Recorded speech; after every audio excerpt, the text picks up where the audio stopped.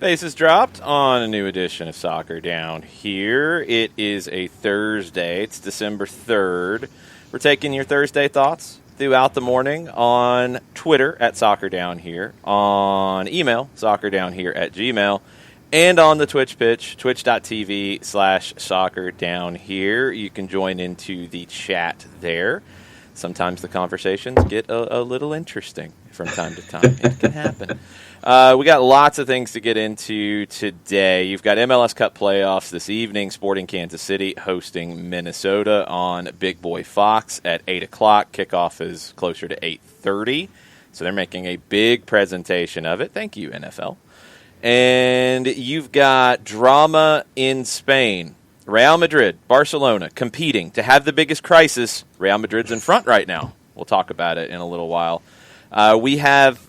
It's not breaking news because it already broke, but it's developing news in England, and it's actually really important. So we will get with this one.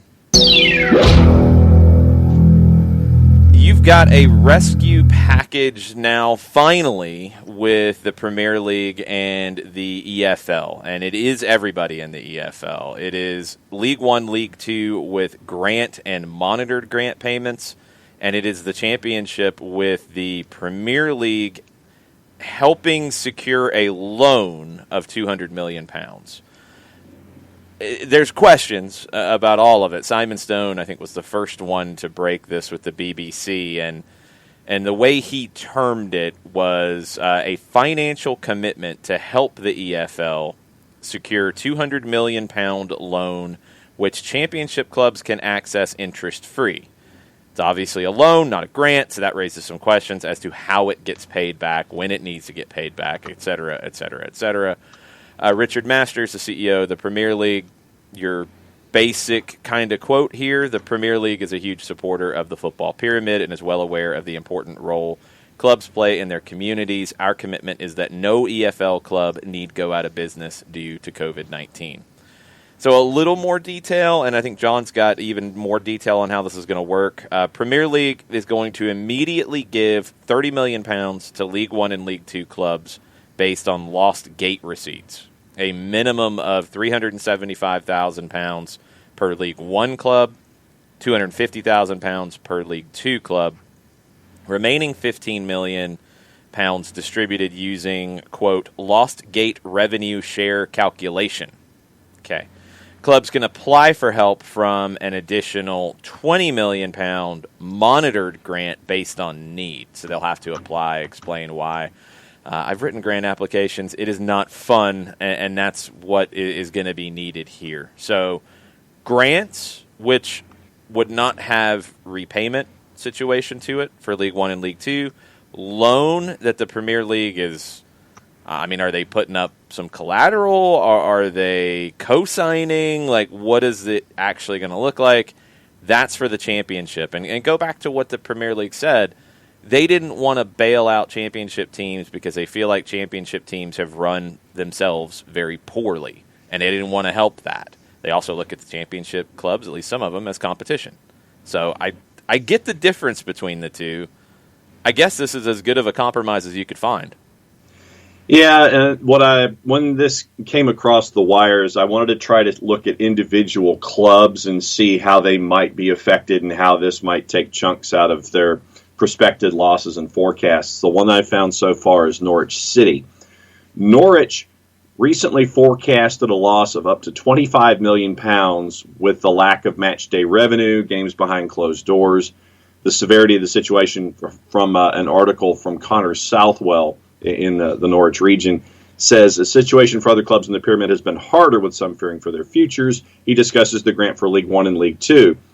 Canaries could now take that loan, capped at £8.33 million, to ease the financial burden. Monies received to be repaid by June 2024 using parachute payments or other Central Premier League or EFL distributions. So okay, wait a minute. Slow down, because you threw a whole lot out there, and I want to parse through it just a little bit. Go back to the beginning. So Norwich is in the Championship, so they are in that section of the support. Right. what can Norwich access immediately? Norwich can access the $8.33 million loan immediately. I guess that's a per club loan that each club can access. They can immediately ask for £8.3 million in a loan. That's the cap. Okay, that's the most you can get. So 8.3 times 24. That's not all of that 200 million, is it? Or is it? It is. It's so that's it. That is so that each is club can get 8.3. Okay, that's how it's going to go. Got it. Yeah. Yes, that is the 200. Okay. So they can get access to that, and then it has to be repaid by the end of the 23-24 season, right? Yes, Summer of 24. Right. And it's basically repaid in money that they would have gotten. So the Premier League's being pretty smart about this. They're not saying, oh, yeah, repay us, and however you repay us, you repay us. They're saying, we're going to get repaid, or whoever is putting the loan up is going to get repaid, and the Premier League is guaranteeing it. It's going to get repaid because you're not going to get your disbursements until it's repaid. Right. Okay, got it. And so I guess part of my field trip today will be seeing how it affects all of the other teams. But yeah, when it was announced, or when it was put in the article that Norwich forecasted that loss of up to £25 million, and a third of it can be taken care of with this capped loan, naturally my thoughts are gravitating toward that other 2/3 and how you attack that. But for me, that's a case-by-case basis, and I'll chase that today. Yeah, so my guess is one reason this was able to get pushed through when it is now that you have the good news in the UK on vaccines. You have fans starting to be allowed in venues. They feel like, I'm assuming, the worst could be behind them in terms of losses, or at least they see the light at the end of the tunnel on the other side where you'll start to have some revenues come in again. So This isn't going to fix everything, but it will help bide some time, I think is the most important element. Yeah, that's how I'm looking at it. I'm looking at it as something that will help you because we've seen the introduction of stages and folks being allowed back in stadia and things like that. That came out last week, I want to say. And I think that they're looking at all of this as part of that engine to get everything back online. So just to clarify, Norwich can apply for their loan. It's £8.3 million. That's it, period. That's what they get. That's it. That's all they get. That's it. Every championship club can get £8.3 million. That is the cap. Yes. Okay. And it's not like that's it. It's a lump. Like you get 8.3. Here you go. Yeah. Do what you got to do. Yeah. Do with it what you want. All right. Cool. Got it. Steve, there we go. Got it. Okay, so it's progress. It's just come out in the last probably hour and a half, so there will be plenty more conversation about it. We'll get into all of that. Sean, I do not understand your question about Seattle playing so early in the schedule. I am confused. Please clarify. We'll get into Sporting Kansas City and Minnesota because that's the big game tonight. I think MLS was are they getting more rest? Welcome to 2020. I mean, it is what it is. This game got pushed back an extra day to get on Fox. Flat out. There's just no way around it. This was to get from FS1 to Fox. More eyeballs, maybe more advertising revenue. I don't know how that part works, but definitely more exposure.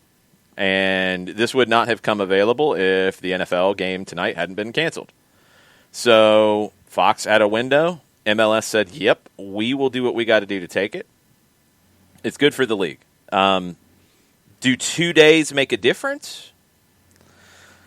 I don't know how much of a difference really at this stage. It's not like they're coming in after this long run of game after game after game after game after game in a short period of time. I think you have to kind of take one for the league here. And Kansas City and Minnesota will do that. They'll have a little less rest. It gets hard if it goes to extra time. That adds more minutes onto this. But they'll be able to recover in time for Monday. The Western Conference Final's been pushed back to Monday. It's just... sadly, it's just the nature this league is in. And look, this isn't the only league that does this. I mean, Argentine games, schedules get moved all the time. Jurgen Klopp's begging for games to get moved around in England to deal with these sorts of things with schedule compression. Sporting and Minnesota haven't played that many games in the last 3 weeks. They'll be okay. It's worth it. And I think it's a good move for MLS because I think this is going to be a really entertaining game. Hopefully, the judges out there, the East German judge especially, I hope they're kind and not complaining all night about how boring the match is. I hope it is a very entertaining one. I think it will be. Both teams scored 3 goals in their last playoff match. Sporting had to go to penalties to get past San Jose. Minnesota, comfortable, 3-0 over Colorado, dominant. Colorado was bizarre with their tactics, and it didn't make a whole lot of sense. Sporting's won the last 2 times these teams played. This is the 4th time they've played. Minnesota won the first time they played at the MLS's back tournament.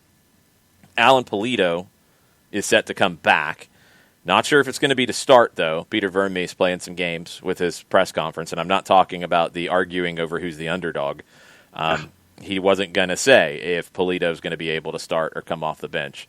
11 starts this year for Pulido, 6 goals, 5 assists in 962 minutes. That's great production. He's struggled to stay healthy in his first year in Kansas City, but if he's healthy, he's a threat up top. Flip side from Minnesota is they've never won in Kansas City. 5 games there, they've scored 1 goal, and they've conceded 11. Minnesota is absolutely the underdog here. There is no question about it. I think the numbers are pretty big, right, John? They are. Sporting is a minus 143 in the composite, courtesy of our friends at Odds Portal. Minnesota United a plus 350, basically, and your draw's a plus 315. So how can Minnesota get it done? Let's go back and look at that Colorado game for a minute and dig into the way Minnesota approached it. Now, they could have Roman Metanire back in this one. That'll move the team around a little bit. He'd probably replace Marlon Hairston. That's an upgrade.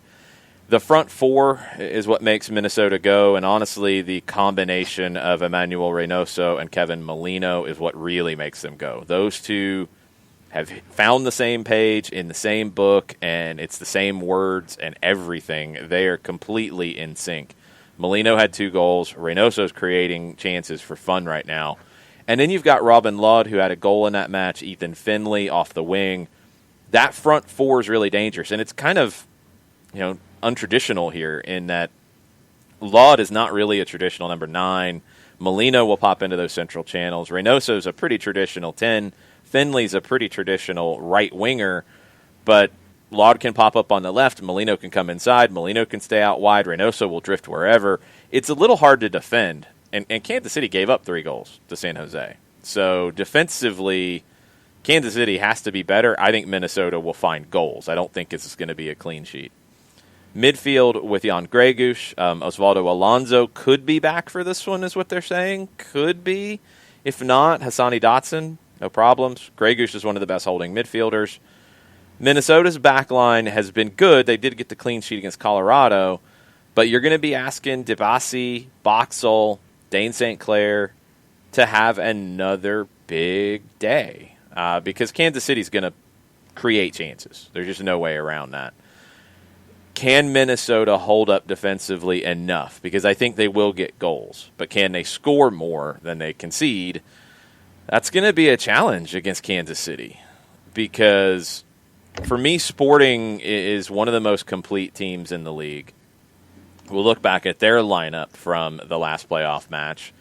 And front 4 for Minnesota is good.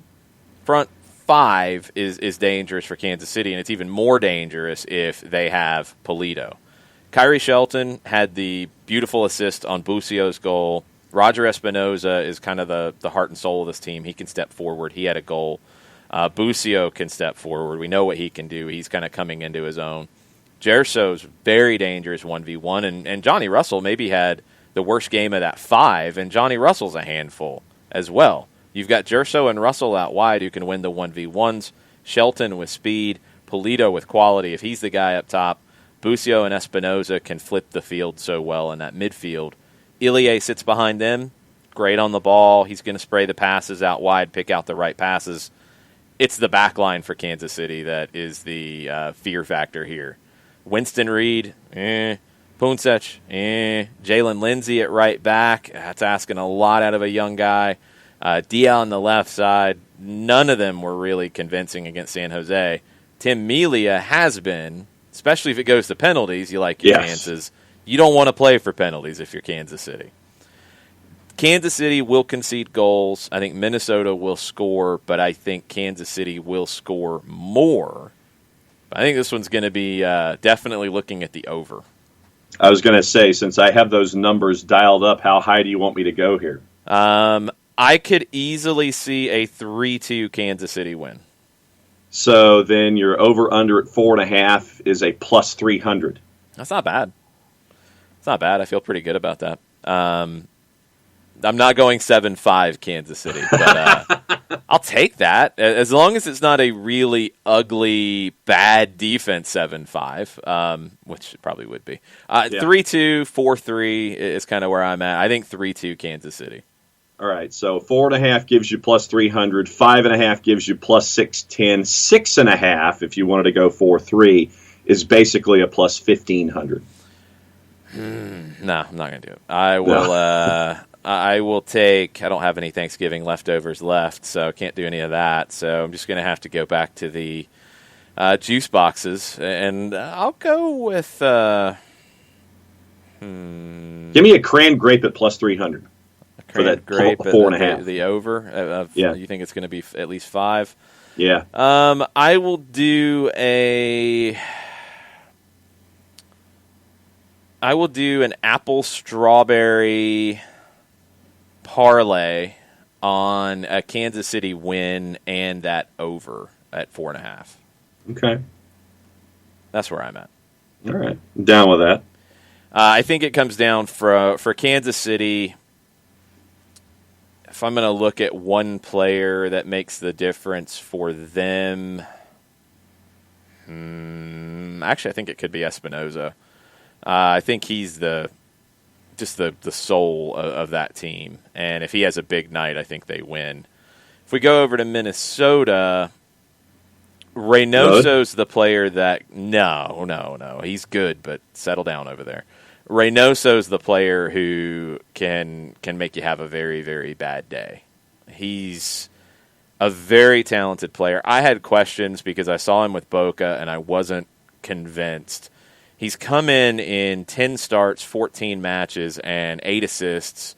He's creating almost 3 chances per game. He has really found his footing here. And look, a lot of it is because of the way Minnesota plays. They put 2 guys behind him, and they say, you go do what you want to do, my friend.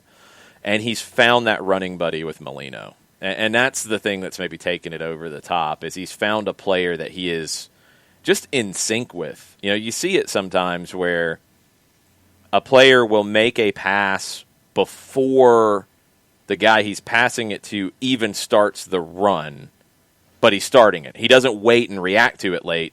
He's going to make the run. The player with the ball knows he's going to make the run, puts the ball into the space. Everything's timed up perfectly. So, yes, I think that's what we're going to do. Ricky, we have not done the Christmas predictions yet. Toys is a good possibility for that. Right. You know, Christmas toys could be what we start to use. We're not quite there yet. We'll give it a little bit of time. We've got a little bit of stuff happening this morning. Could be an interesting morning, especially when Darren Eales starts tweeting. Okay. And Darren has tweeted a 5 Stripes Don't Stop hashtag and a graphic that says Deception Road. And I'm guessing it is a book cover or a screenshot from a TV series or movie. Alex Meikle is, I guess, an author.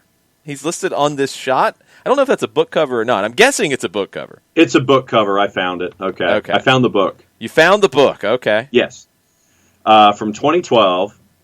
Top MI5 agent Eddie McIntyre and his team are tailing a terrorist cell in Glasgow when a van carrying Al-Qaeda activists on a dummy run explodes in the city's center, causing mass casualties. Hours earlier, Eddie's team had confirmed the van as being, and then, of course, the review goes out. So that's where we are. It is a fiction, mystery, and detective book from Alex Meikle. What is Darren doing with this I have no idea. I'm very, very curious. There's lots of speculation in the Twitch pitch. I'm going to let you all speculate for a little while. I don't know how the book factors into anything. I'm very confused. I have no idea. People are all over the place on the Twitch pitch. Y'all have fun with this. This is going to be interesting. See, now, of course, with the... it's like, what are you people doing? The overview just stops with the same words each and every time, no matter where I click.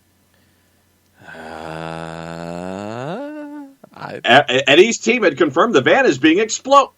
And then the sentence ends. On each and every overview of this book. It's a cliffhanger, John. It is a cliffhanger.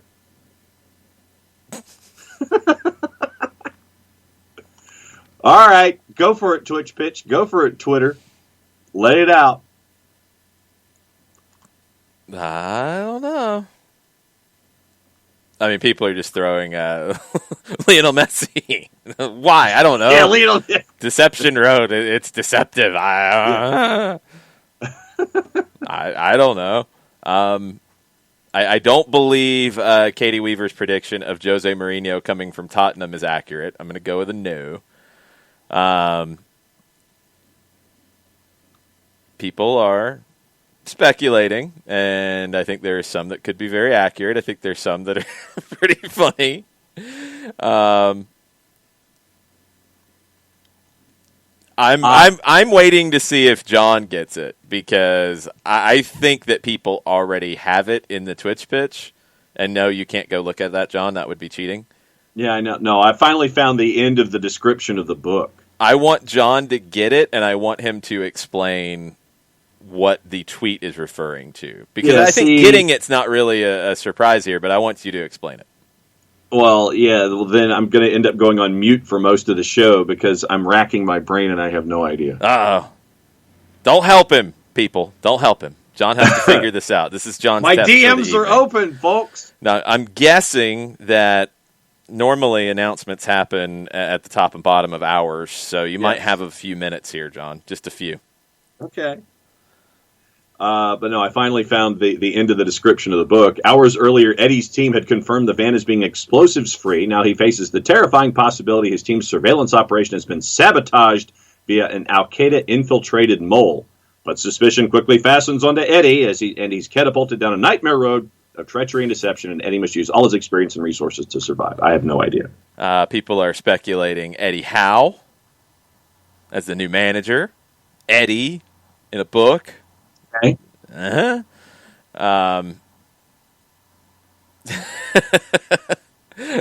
Let's see what else we got. Steve has broke out a slide rule and a protractor, and he's determined this means Pochettino.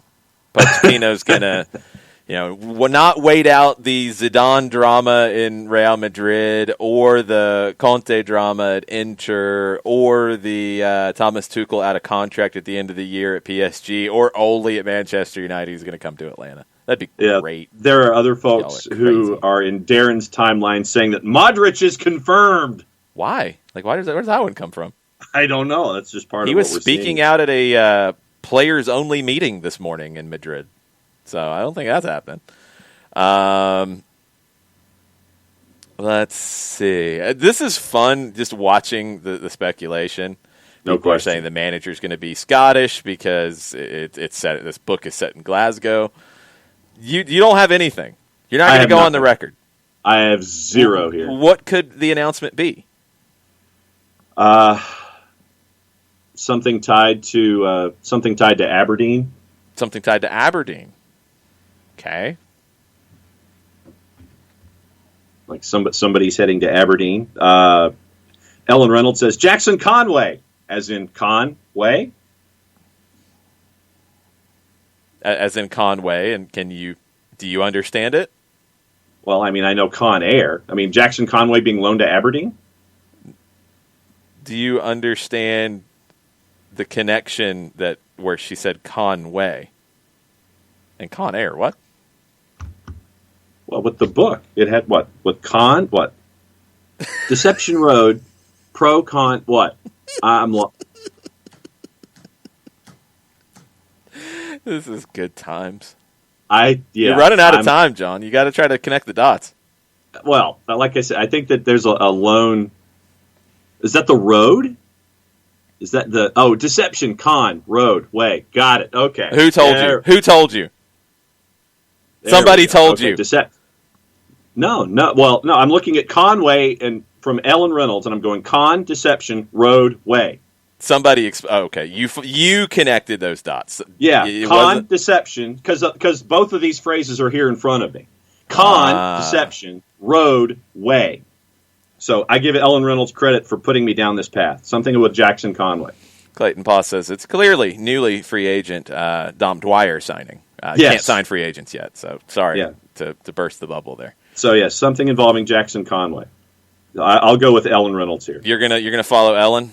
I'm gonna follow Ellen. Okay. Six Gear says BWP. Again, you can't sign. Well, I think he would actually not even go through free agency. He would go into one of the re-entry drafts or something. So nope, can't happen. Can't happen there. So yeah, no, I'm in the Ellen Reynolds camp. Alrighty then, we got this. Started with the Atlanta United Academy, developed with Atlanta United 2, signed with Atlanta United, new homegrown signing, Jackson Conway. Thank you, Ellen. Nicely done. Yes. Very cool. Not a huge surprise. It was very heavily hinted at by Carlos Bocanegra in media availability somewhat recently. Led Atlanta United 2 in goals in 2020. He turned 19 years old today. That's Happy a pretty birthday. good birthday present for Jackson Conway. Carlos Bocanegra says, we're happy to see Jackson's continued development, and it's a compliment to his hard work that he's earned a first-team contract. Jackson's a great example of our club's pathway to the professional level as he joined our academy program prior to its first season with the dream of becoming an MLS player. He worked his way through our system, and after excelling in the USL Championship last season, he deserves an opportunity at the next level. So he joined the academy ahead of the 2016-17 season, was part of the U16s, winning a national championship in 2017, turned pro at the end of the 2018 calendar year for the 2019 USL season. He signed a pro deal with Atlanta United 2. 5 goals in his first year with Atlanta United 2, 6 goals last year, despite only playing 10 times. Academy stuff, 26 goals for the U17s in the 17-18 season, 9 goals with the U16s at the 16-17 season. He's got multiple SportsCenter top plays spots, which is pretty wild. Goal from beyond midfield with Generation Adidas Cup qualifying. He scored one from about 30, 35 yards out against the Rowdies this year. Yep. He's the 9th player in club history to sign as a homegrown. 6'2", 175, born on December 3rd, 2001. Jackson Conway joins the roster today. And it's been really cool covering and calling the twos matches with you the last handful of years, where we got to see the progression with Jackson Conway. And you're seeing him work up the middle now this past season, seeing him work off the wings and see him just continue to grow and turn into a someone who's not afraid to challenge, not afraid to hop up in the air and get things done, not afraid to launch when the opportunity's there. It's been great to see his progression over the last handful of years, and to have this moment for him on his birthday, absolutely tremendous. Yeah, pretty cool to hold it until his birthday to give him that. That's kind of cool. Burns says, wow, 3 backup strikers. That escalated quickly. Yeah, I think Eric Lopez might be more of a wide player in a 4-3-3, to be honest. let's wait and see how that goes. Tyler Wolf's listed as a midfielder. He can play up top. You want guys who can play everywhere. I think Adam John's the only one who can only play up top in the way Atlanta United has been playing in a 4-3-3. Yeah. Of course, a new manager could come in and throw some different wrinkles onto it. Conway's played out wide in a 4-3-3. We saw it with Atlanta United too a decent bit this summer, and I was skeptical when I first saw it because I think the prototype you think of 6'2", 175, big guy who can hold players off, you think number 9. It worked pretty well with Goodrum running the central channels and Conway off to the left, but pinching inside from time to time. I mean, when he plays out wide, he's not a traditional winger stretching the field. He's going to look to come inside. It's almost a Kenny Cooper kind of feel, former FC Dallas player who was a big guy but was a winger. I think Conway's a 9 who can do a really good impersonation of a winger when the situation calls for it. Jigaray says, happy for him. I've seen him develop from the local clubs to Georgia United, to the academy, to Atlanta United 2, and now a homegrown deal. That's the cool thing about this is this is a kid who has played in the local clubs, did the Georgia United thing before Atlanta United existed, and has just climbed the ladder and consistently climbed that ladder. And I think one other element here that might be going under the radar a little bit is, look, Conway has been getting noticed. When you're scoring goals like he has, not quantity but quality, he's getting noticed. And he's born in England. So there had been some little whispers here and there about interest from Europe and from England specifically, and he could have gone over and he wouldn't have had the work permit issues that so many young guys do. So to get him under contract gives you some control there. Doesn't mean you don't loan him to get time if you want to go down that road, and that's why I think looking at the roster today and saying this is what it'll look like opening day, just wait and see. But Conway, getting him under contract with the first team, he's earned it. That's the biggest thing is you've seen some homegrown signings based off potential. Conway's earned it. Conway's got 2 years at USL where he's got double-digit goals over the 2 years, and he's played around a full USL season in 2 years. He had a foot injury that kind of slowed him down late in 19, took him out of the early part of 20, flared up a little bit in the season. That's been good to go towards the second half of the season in USL this year. And he's produced. He's earned the first team deal.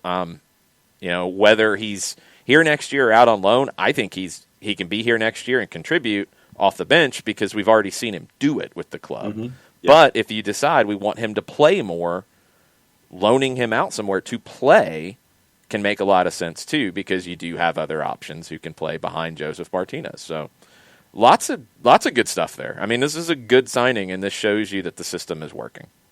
Yeah, and the absolute fact that he has earned it every step of the way, every step of the ladder that Atlanta United lays out for the talent that they bring in the door, every step of the way has been a part of the success for Jackson Conway, and he shows that the model is working and that the model has been laid out in this particular way. Jackson Conway is an example of the model working for Atlanta United. Yeah, and as Jigaray points out, Tony Annan's been his coach for a long time. Tony's known him. Tony's pushed him. Stephen Glass has had a big hand in his development as well. This is, I think, the things that maybe we're starting to learn in this country because, Atlanta especially, I mean, this is going into year 5 at the MLS level, where I see clubs around the world that I think get it. And what I think Atlanta United's trying to do is that you have continuity underneath the first team. You have coaches, you have people who understand what it means to produce talent for the club. You have that philosophy, you have that consistency, and you have that continuity, and it's very important. That's why when you have a situation like we saw this year where Frank de Boer departs, you have to have somebody step up. Stephen Glass can step up because he understands the club. He knows the club. He knows the mentality. I think he cleaned the slate from what wasn't working before. That's going to help whoever comes in and gets that opportunity. But you want Stephen, you want Tony involved going forward if you can do that. Now, look, you're going to develop coaches that are going to move on too. That happens with every club around the world. I mean, rumors today in Spain have Herman Burgos, who had been with Diego Simeone for years and years and years and years at Atleti. He said, I'm going to go out on my own. I'm ready to go be a manager myself now, and it looks like he's going to get his first opportunity with Real Zaragoza in the second division. That's going to happen too, and that could happen for Stephen Glass. That could happen for Tony Annan. That could happen for the academy coaches below. That's part of the process. But you need that part below the first team, and everybody looks at the first team, and I get it. That's the bright lights. That's everything. But you don't have that be successful in the long haul, and you don't build the successful club if you don't have the proper roots in the ground. You don't have the proper care put to your garden. You know, that's what's going to sustain you. And you've got to produce players like Conway. You've got to produce players like the next generation coming through. You know, you've got Efrain Morales, who is signed as well. Maybe a little bit more of a longer-term project. But you wanted to get him locked up because, I mean, he went and trained with Manchester United. You want to get him under contract. You want to protect your investment. You want to give those guys the opportunity to move on. You also want them to become the example for that forward in the U12s right now, who might be trying to figure out how to grow into his body, might have had a growth spurt, might be trying to sort out, oh, man, I'm a completely different player now. Look at what Jackson Conway did. I can be that. You know, it's one thing to look, I can be Joseph Martinez. That, for some kids, might be like, man, I can't be that. But you look at what a player who was in your spot not that long ago, and now they're with the first team, it changes everything. Caleb Wiley, been looking up to George Bello. You know, 3-4 years difference in age. But Wiley sees that, and he says, I can play like that. I can make it like that. It's so important, and it's so vital to have that part of the club functioning. And it's so hard to do this quickly.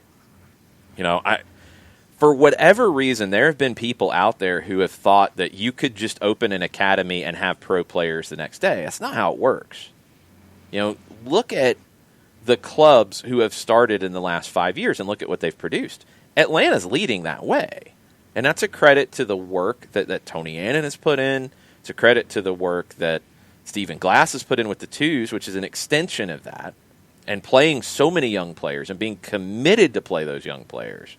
Because you have to see, you know, for Conway, you have to see him at that level. Can he show you everything he needs to show you to go to the next level? Because we've seen some who have not been able to make that jump. And that's okay. That doesn't mean anybody failed. That's where players are. There are players who are second division players. There are players who are third division players in this country and can earn a paycheck and earn a living in the third division now. And that's amazing. There are players who are first division players. You have to have those steps along the way to get there. To have 9 homegrowns, to have a variety of homegrowns. Some you knew you wanted to lock them up quickly. You saw the potential very early on. A George Bello, now an Efrain Morales. Some haven't worked out. Is that anybody's fault? Probably not. It's not easy to become a professional soccer player at the highest level. And then you got a player like Conway who has earned it every step of the way. He wasn't the one getting the attention when the academy opened. You know, that was the Andrew Carltons, that was the Chris Goslins who were getting those national team appearances. Conway just kept his head down, grinding. Got a few national team call-ups at the youth level. Not as many as he should have, in my opinion. Took that pro deal and has run with it with the twos and has earned this MLS deal. It's very, very cool to see. Yeah, you mentioned Jackson. You mentioned Caleb Wiley learning from George Bello. We've got George Campbell learning from seeing what Miles Robinson has been a part of, starting with the twos and coming with the first team as well. And, you know, we could go down the starting 11 for Atlanta United too, and focus on guys like Coleman Gannon and seeing his growth, Will Riley seeing his growth. But it's because they're getting that opportunity with Atlanta United too to continue to grow their game and find their spot, find their space, and find their growth as well. Jackson Conway being the most recent example, signing that first team deal. Yeah, his dad's a coach. Jigare says Tony and Jackson's dad have been kind of in the coaching circles for a long time. I know Jackson did some camp stuff with, I think it was Wolves, actually.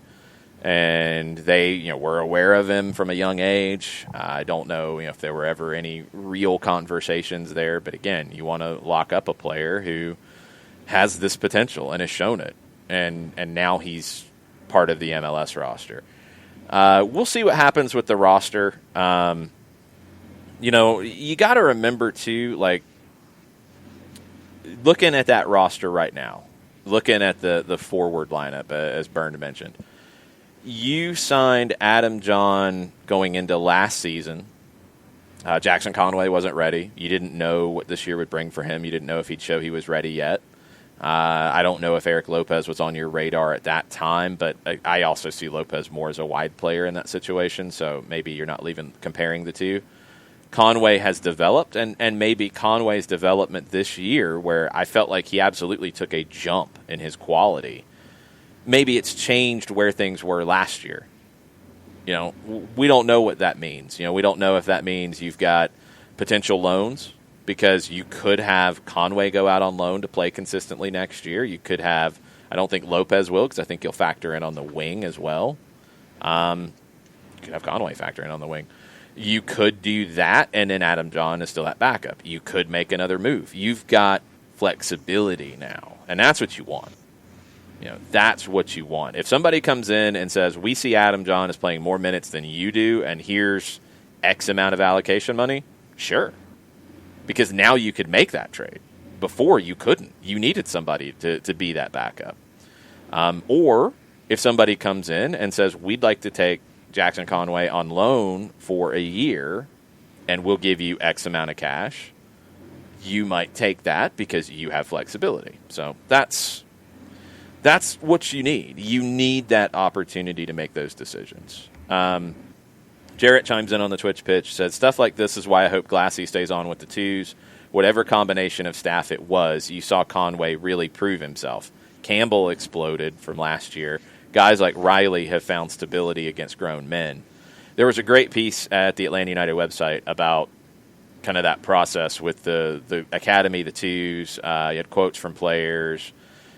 Really good piece that was posted yesterday. I tweeted it. I quote tweeted it. Definitely go check that out if you have not. Johannes chimes in, says, happy for Jackson and for the academy coaches and system. Those guys don't get nearly the credit they deserve. Each one of the signings validates the good work they and other youth coaches across the region are doing. And that's the next step. And that's what you're going to see coming down the road. That's the part that I don't think anybody's even ready for yet. Because when you launched, you took the best players that were available at that time, brought them into your academy. Some of them were 17, 18 already, but they had grown up in a non-professional system. Now you've had guys come through who have been part of your academy for 4 years, and they've grown up in an academy system designed to produce professional players. Not send guys to college, produce professional players. Next is the really important part, and this is something that Atlanta United's academy takes very seriously, and Tony Annan has told us about it so many times on 1v1s. Sharing that education with other coaches in the region is vital, because what happens is they produce better players down the road. I mean, look at MLS Next. You've got Inter Atlanta, a club that has not been really in these circles before, now in an MLS Next situation where it's designed to produce players a certain way, a certain kind of player. You've got Lanier in that conversation. You've got clubs that haven't been in the player production side. They've had good teams, they've had good players come through, but now the player production side's a different conversation. You're being intentional about it. You're being intentional about developing certain kinds of players. You start to spread that along with all the coaching education they do, all the conversations they have with all the coaches, not just in the Atlanta area, but all over the region. The level of talent's going to continue to improve. The cream will rise to the top. The best will go into the MLS academies. If Atlanta keeps doing what they're doing, then they're going to be beating out your Nashvilles, your Charlottes for the best players in the area. And they're going to come through here. The kids out of Birmingham who went to Dallas years ago because Oscar Pareja created relationships in Birmingham. It wasn't an accident that Chris Richards ended up in Dallas. It wasn't an accident that I think Tanner Tessman's an Alabama kid. It wasn't an accident that these guys ended up in Dallas. That was because of Pareja initially with the academy and then later Luchi Gonzalez. Well, now you'd love to see those kids not go all the way over to the west of Dallas. Come over here a couple hours to Atlanta. That's what you're creating. So that's the next step. Beyond the kids who have been in your academy for a long time, beyond the kids who are being trained the right way, is now you start to create those regional networks, and they all funnel into Atlanta, and you have more to choose from. And the best of the best of the best are the ones who end up wearing the stripes, first with the twos, then with the first team. So it's coming. It's very intentional the way it's being built. It's not just throwing things at the wall. I mean, Minnesota didn't come in with much of a plan on the academy and has already blown it up. They've already changed their approach and blown it up. They're not doing anything in terms of player development. They came in the same year Atlanta did. LAFC has been pretty intentional about it, but they didn't come in as bold as Atlanta did. They started with one team. And they've had that team age up, and they've added teams underneath it. Okay? NYC kind of did that. Now they've started to develop. They had a 2-year head start. 4-year head start, actually, if you want to go and include when they were named as a club, but before they hit the field. Orlando's just barely starting to figure it out. And they had a 2-3 year head start. So it's not easy. This is a credit to what's being done. And there's a whole lot more to come. If you've watched the twos this year, you saw a lot of young players show a lot of potential, and there's more coming behind them. You're only now getting into those guys who were there day one with the academy at 10, 11, 12 years old. Now they're getting to the point where they're starting to have these conversations of, yes, we see you playing at Mercedes-Benz Stadium. Here's what you have to do to get there. That's only starting now. Efrain Morales is a prime example of that at his age.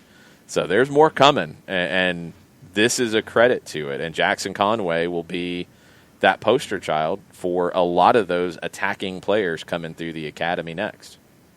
Couple of things on the Twitters. Programming note, thanks to Ricky Ricardo. It looks like Andy and Randy will have the birthday boy on their show at 11:20 this morning. Ah, very nice. Tafka with a prediction. He says Atlanta United by 2025 will either or both, 1, make $15 million in transfer fees for homegrown players, 2, have 3 or more homegrown starters written in ink on the team sheet. Yeah, I mean, I don't put numbers on it as a judge, but absolutely, those are not crazy. You look ahead, what George Bello did this year is spectacular, and I don't understand why anybody was negative about it. What Conway did this year with the twos was spectacular. It's why he's now on the first-team roster. And again, there's more coming. Caleb Wiley is next in that line, like we've seen in Dallas with Reggie Cannon. He gets the opportunity to play, then he gets the opportunity to go to Boa Vista. Brian Reynolds steps right in. Now Brian Reynolds is being linked to Juventus. So George Bello will get that link to Europe at some point. There's no question in my mind about that. And then Caleb Wiley will be that next one in line if he continues his development. And that's what he's thinking. That's what he's got to be thinking at this point. So that's what you want to create, because then you're doing both. That's where you get the both part of it, is you're not afraid to sell players at the right time because you have more coming. That's where you want to be. That doesn't mean you're not going to go out and make big signings, because I think this club always will, but you want to have a base of players who come through the club. You would love to get to that situation where you have a captain who's a homegrown, who represents the club. And that doesn't mean it didn't work out for them to go somewhere else. That means they want to be here. You want that guy. You want that player to come through. You want the guys to come through and then get sold for big money down the road. You want all of it. You don't want to limit it. And that's the whole thing about the American soccer inferiority thing. You don't want to limit it and say, well, we can only count on one real great signing from the academy every couple of years. No, you want one every couple of months. Like, stop.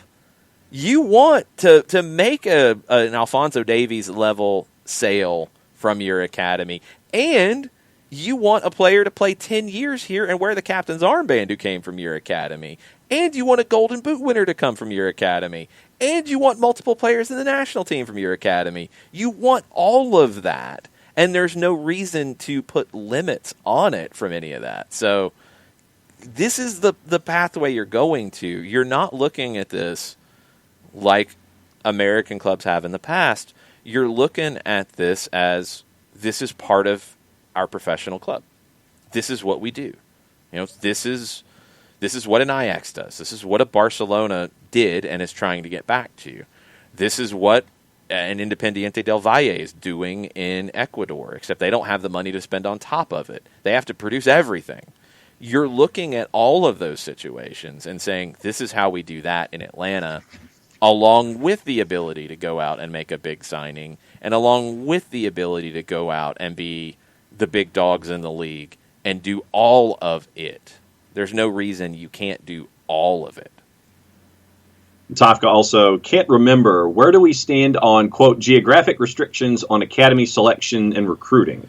It sounds like, and I don't think there's been an official announcement on this, it sounds like that stuff is all getting washed away, which has been part of a conversation for a while, that you wouldn't have the geographic restrictions.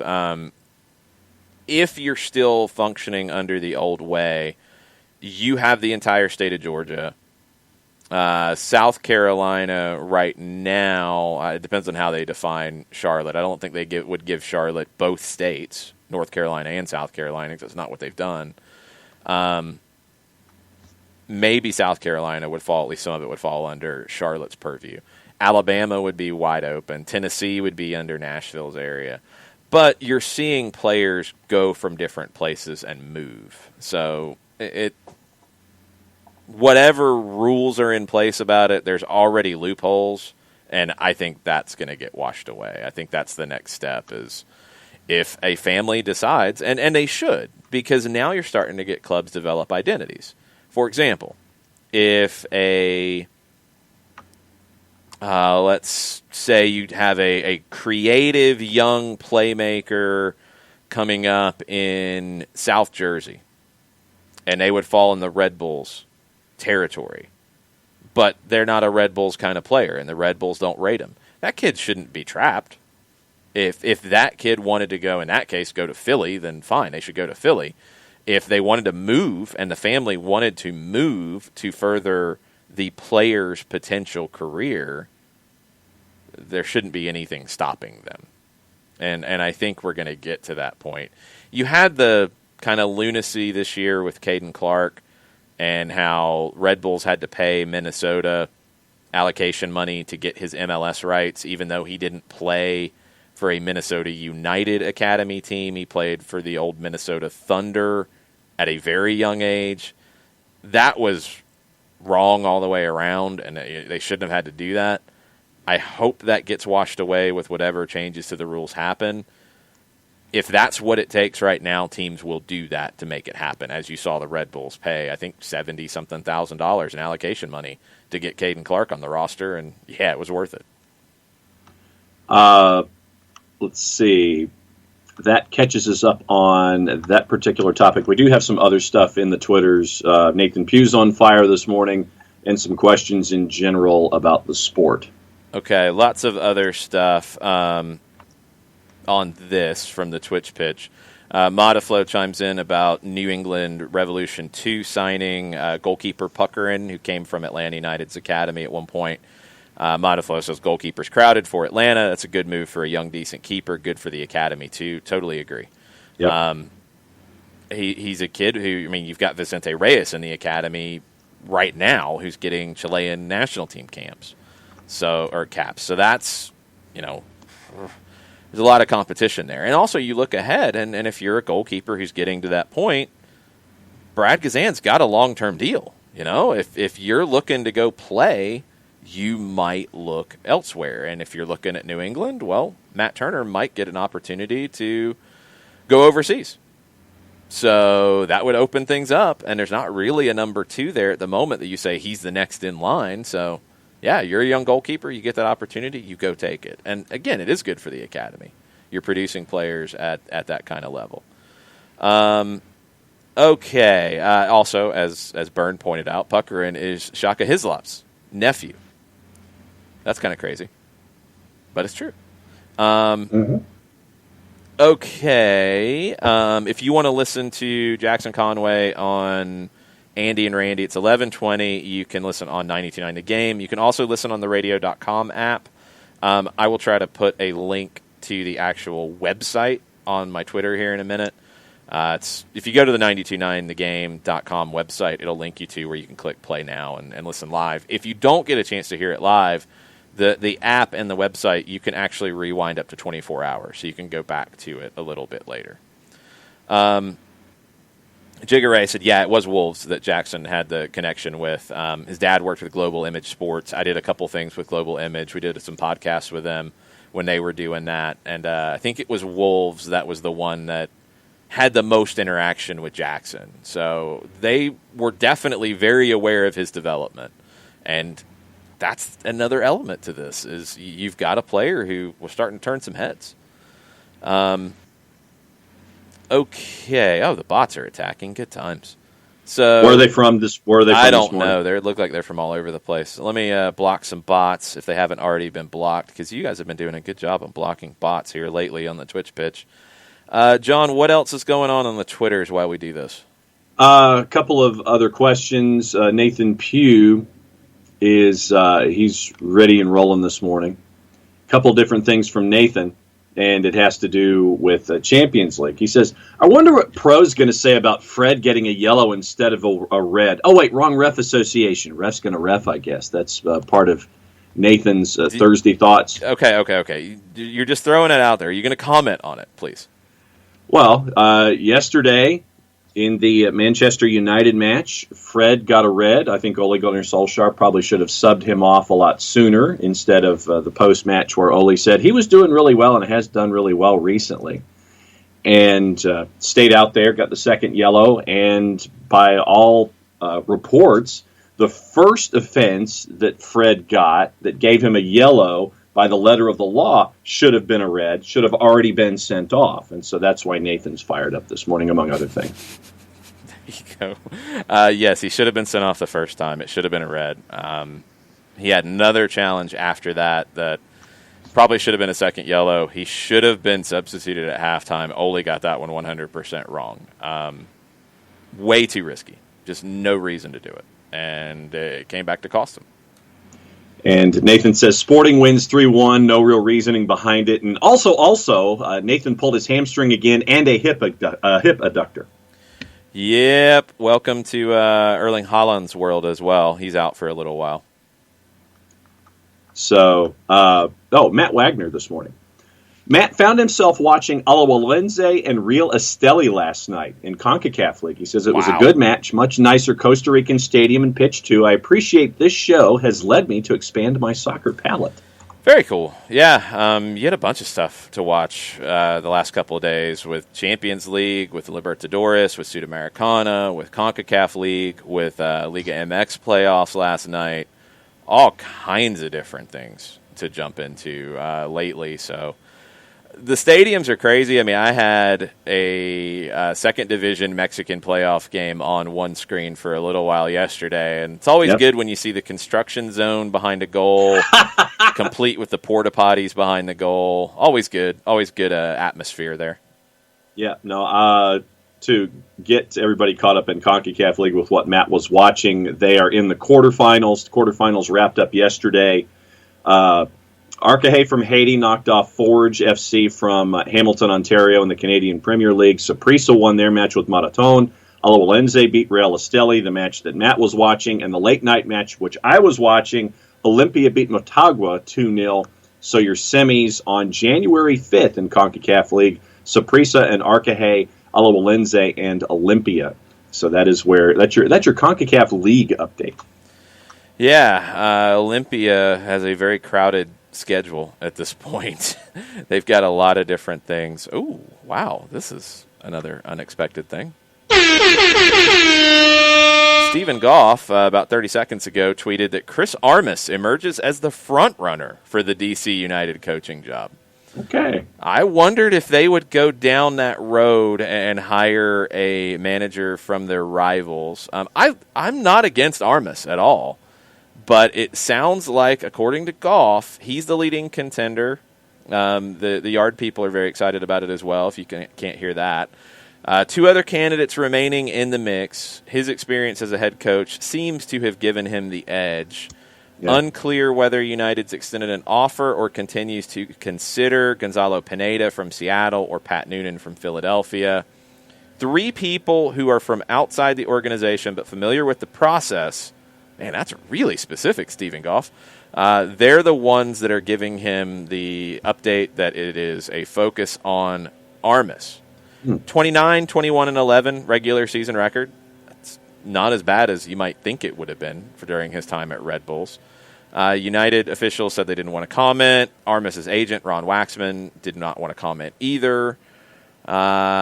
He is among only a few candidates to proceed beyond the initial round of interviews and speak with both United chairmen, Jason Levian and Steve Kaplan.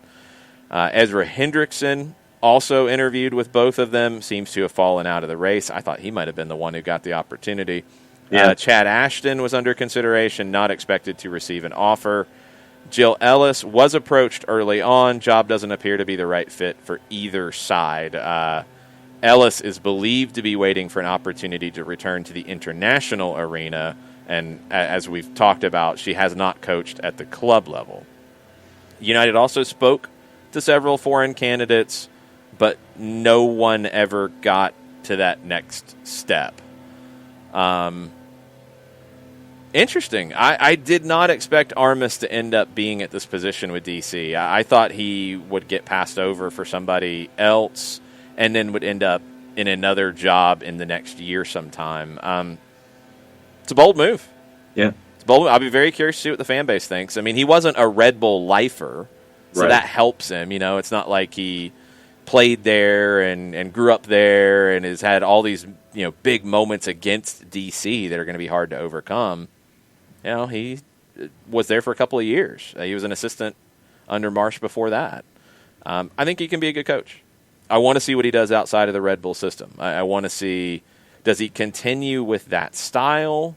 Yeah. Or does he do something different? I'll be fascinated to see that. Yeah, my biggest thing is, what has Chris Armas learned about himself as a coach from his experience with Red Bulls, and how do you apply it to your next stop, wherever that is, even as we're talking about him being right now the leader possibly in the clubhouse for DC United? A lot of talk about players and personality situation. Burns says, I actually think there's a lot of Red Bull-type youth players in the Atlanta area, which, yeah, I'm sure there's absolutely that too. He says more than possession-type players, at least in the non-Hispanic leagues. Yeah, well, I mean, it depends. I think you're getting more and more technical players, but the Red Bull system is a little bit... I don't want this to be a negative because it can really work, but it can be a little bit more of a production line. I think you can more easily develop that style of a player than a creative, possession-based, technical player. I think that's a harder thing to do. So if you're looking for casting a wider net, I think it's easier to produce hardworking, fast, transition-based players as opposed to comfortable on the ball in tight spaces players. So there's just more of them in general, I think. But Atlanta's interesting, and Monteflo brings it up that he plays with a few Thai and Ethiopian immigrants and refugees. They're all about the flair and possession. The work that I've done in the past over in Clarkston, where you've seen Ethiopian, Eritrean, Liberian, Sierra Leone. But then you started to see a little bit later, at least in the time that I was working with soccer in the streets in the Clarkston area, you started to see more Burmese kids come in. And they were all definitely of the mind, I want the ball as much as possible. I want to dribble. I want to nutmeg you. I want to show off. I want to be that player who is great on the ball, not show off in a negative way. Just I want to be that player that you notice, more so than a transition-based player. I think kids who play in a street environment, kids who are a little more self-taught, are going to be that kind of player. Kids who grow up in a very organized youth club, traditional American style, can more easily be swung towards the transition Red Bull pressing style, because that can come from the way that those structured things go. I think to get a Maradona, to get a Messi, to get those kinds of players, there's a lot of unstructured things that lead to it. But if it's a club that is very structured and you're not playing a lot on the streets, you're not playing a lot in the Latino leagues or in the futsal games and stuff like that, then you're probably going to lean more towards the structured kind of player. You want me to thank somebody as we head into hour number 2? Yes, why don't you do that? Tell everybody about our good friend Steve Apolinsky in Decatur, GA. I could certainly do that. Apolinsky & Associates, LLC, proud supporters of everything soccer down here in the SDH network for wrongful death and serious injury matters. One place that takes up the space. A couple different ways that you can contact Apolinsky & Associates, LLC. You can shoot Steve an email directly, STEVE, at aa-legal.com. Give them a call, get a free consultation, 404-377-9191, or you can go to the website using the World Wide Web thing that we talk about a lot. Website homepage, aa-legal.com, large device or small, hit the return key, the enter key, the arrow key, whatever advances you to aa-legal.com, and a pop-up window pops up, because that's what pop-up windows do. They pop up. Low right-hand corner, 24/7, 365 and a quarter. Thank you, Chris Hutchison, for that. And you can get your questions answered about anything involving wrongful death or serious injury matters. Over 30 years of experience, over $40 million in judgments for their clients in Georgia and Alabama, recognized as legal elite by Georgia Trend Magazine for being one of the top 100 firms in this here state of Georgia for wrongful death and serious injury matters. Proud supporter of everything soccer down here in the SDH network. One place, Apolinsky & Associates, LLC. The website is aa-legal.com. You got really fast that time. I did. I was trying to figure out, okay, what have I missed? What do I need to talk about? What are my other talking points that I need to get into? And I went through all of them too quickly, so I was waiting for that baseline and the change of the stanza before I got into .com. It happens. It's okay. It's all right. I have my moments of going too fast. There are others where I can't figure out why my brain isn't functioning, and I go for another minute and a half and can't really figure out what I'm saying on a daily basis. So it's kind of 6 of one and half dozen of the other. Fair enough. Yes. Well, you already mentioned CONCACAF. We're going to head a little bit further south and talk Libertadores for a minute. If you did not see the Carlos Tevez thing last night, because it's incredible. Scored the goal. Boca wins in Brazil against Internacional in the first leg of the round of 16. It was postponed a week because of the death of Maradona. Tevez scores the goal. He played like a man possessed. Why did he play like a man possessed? He was wearing a 39-year-old jersey underneath his jersey. Like, he one-upped Messi. He wore the shirt that Maradona wore when he scored a very famous goal against River in 1981. He wore that shirt underneath his jersey, and after he scored the goal in Brazil, he took off his jersey, and he's wearing an old Boca shirt, and it's like, man, that looks a lot like that 81 kit. Man, he did a really good job in that reproduction.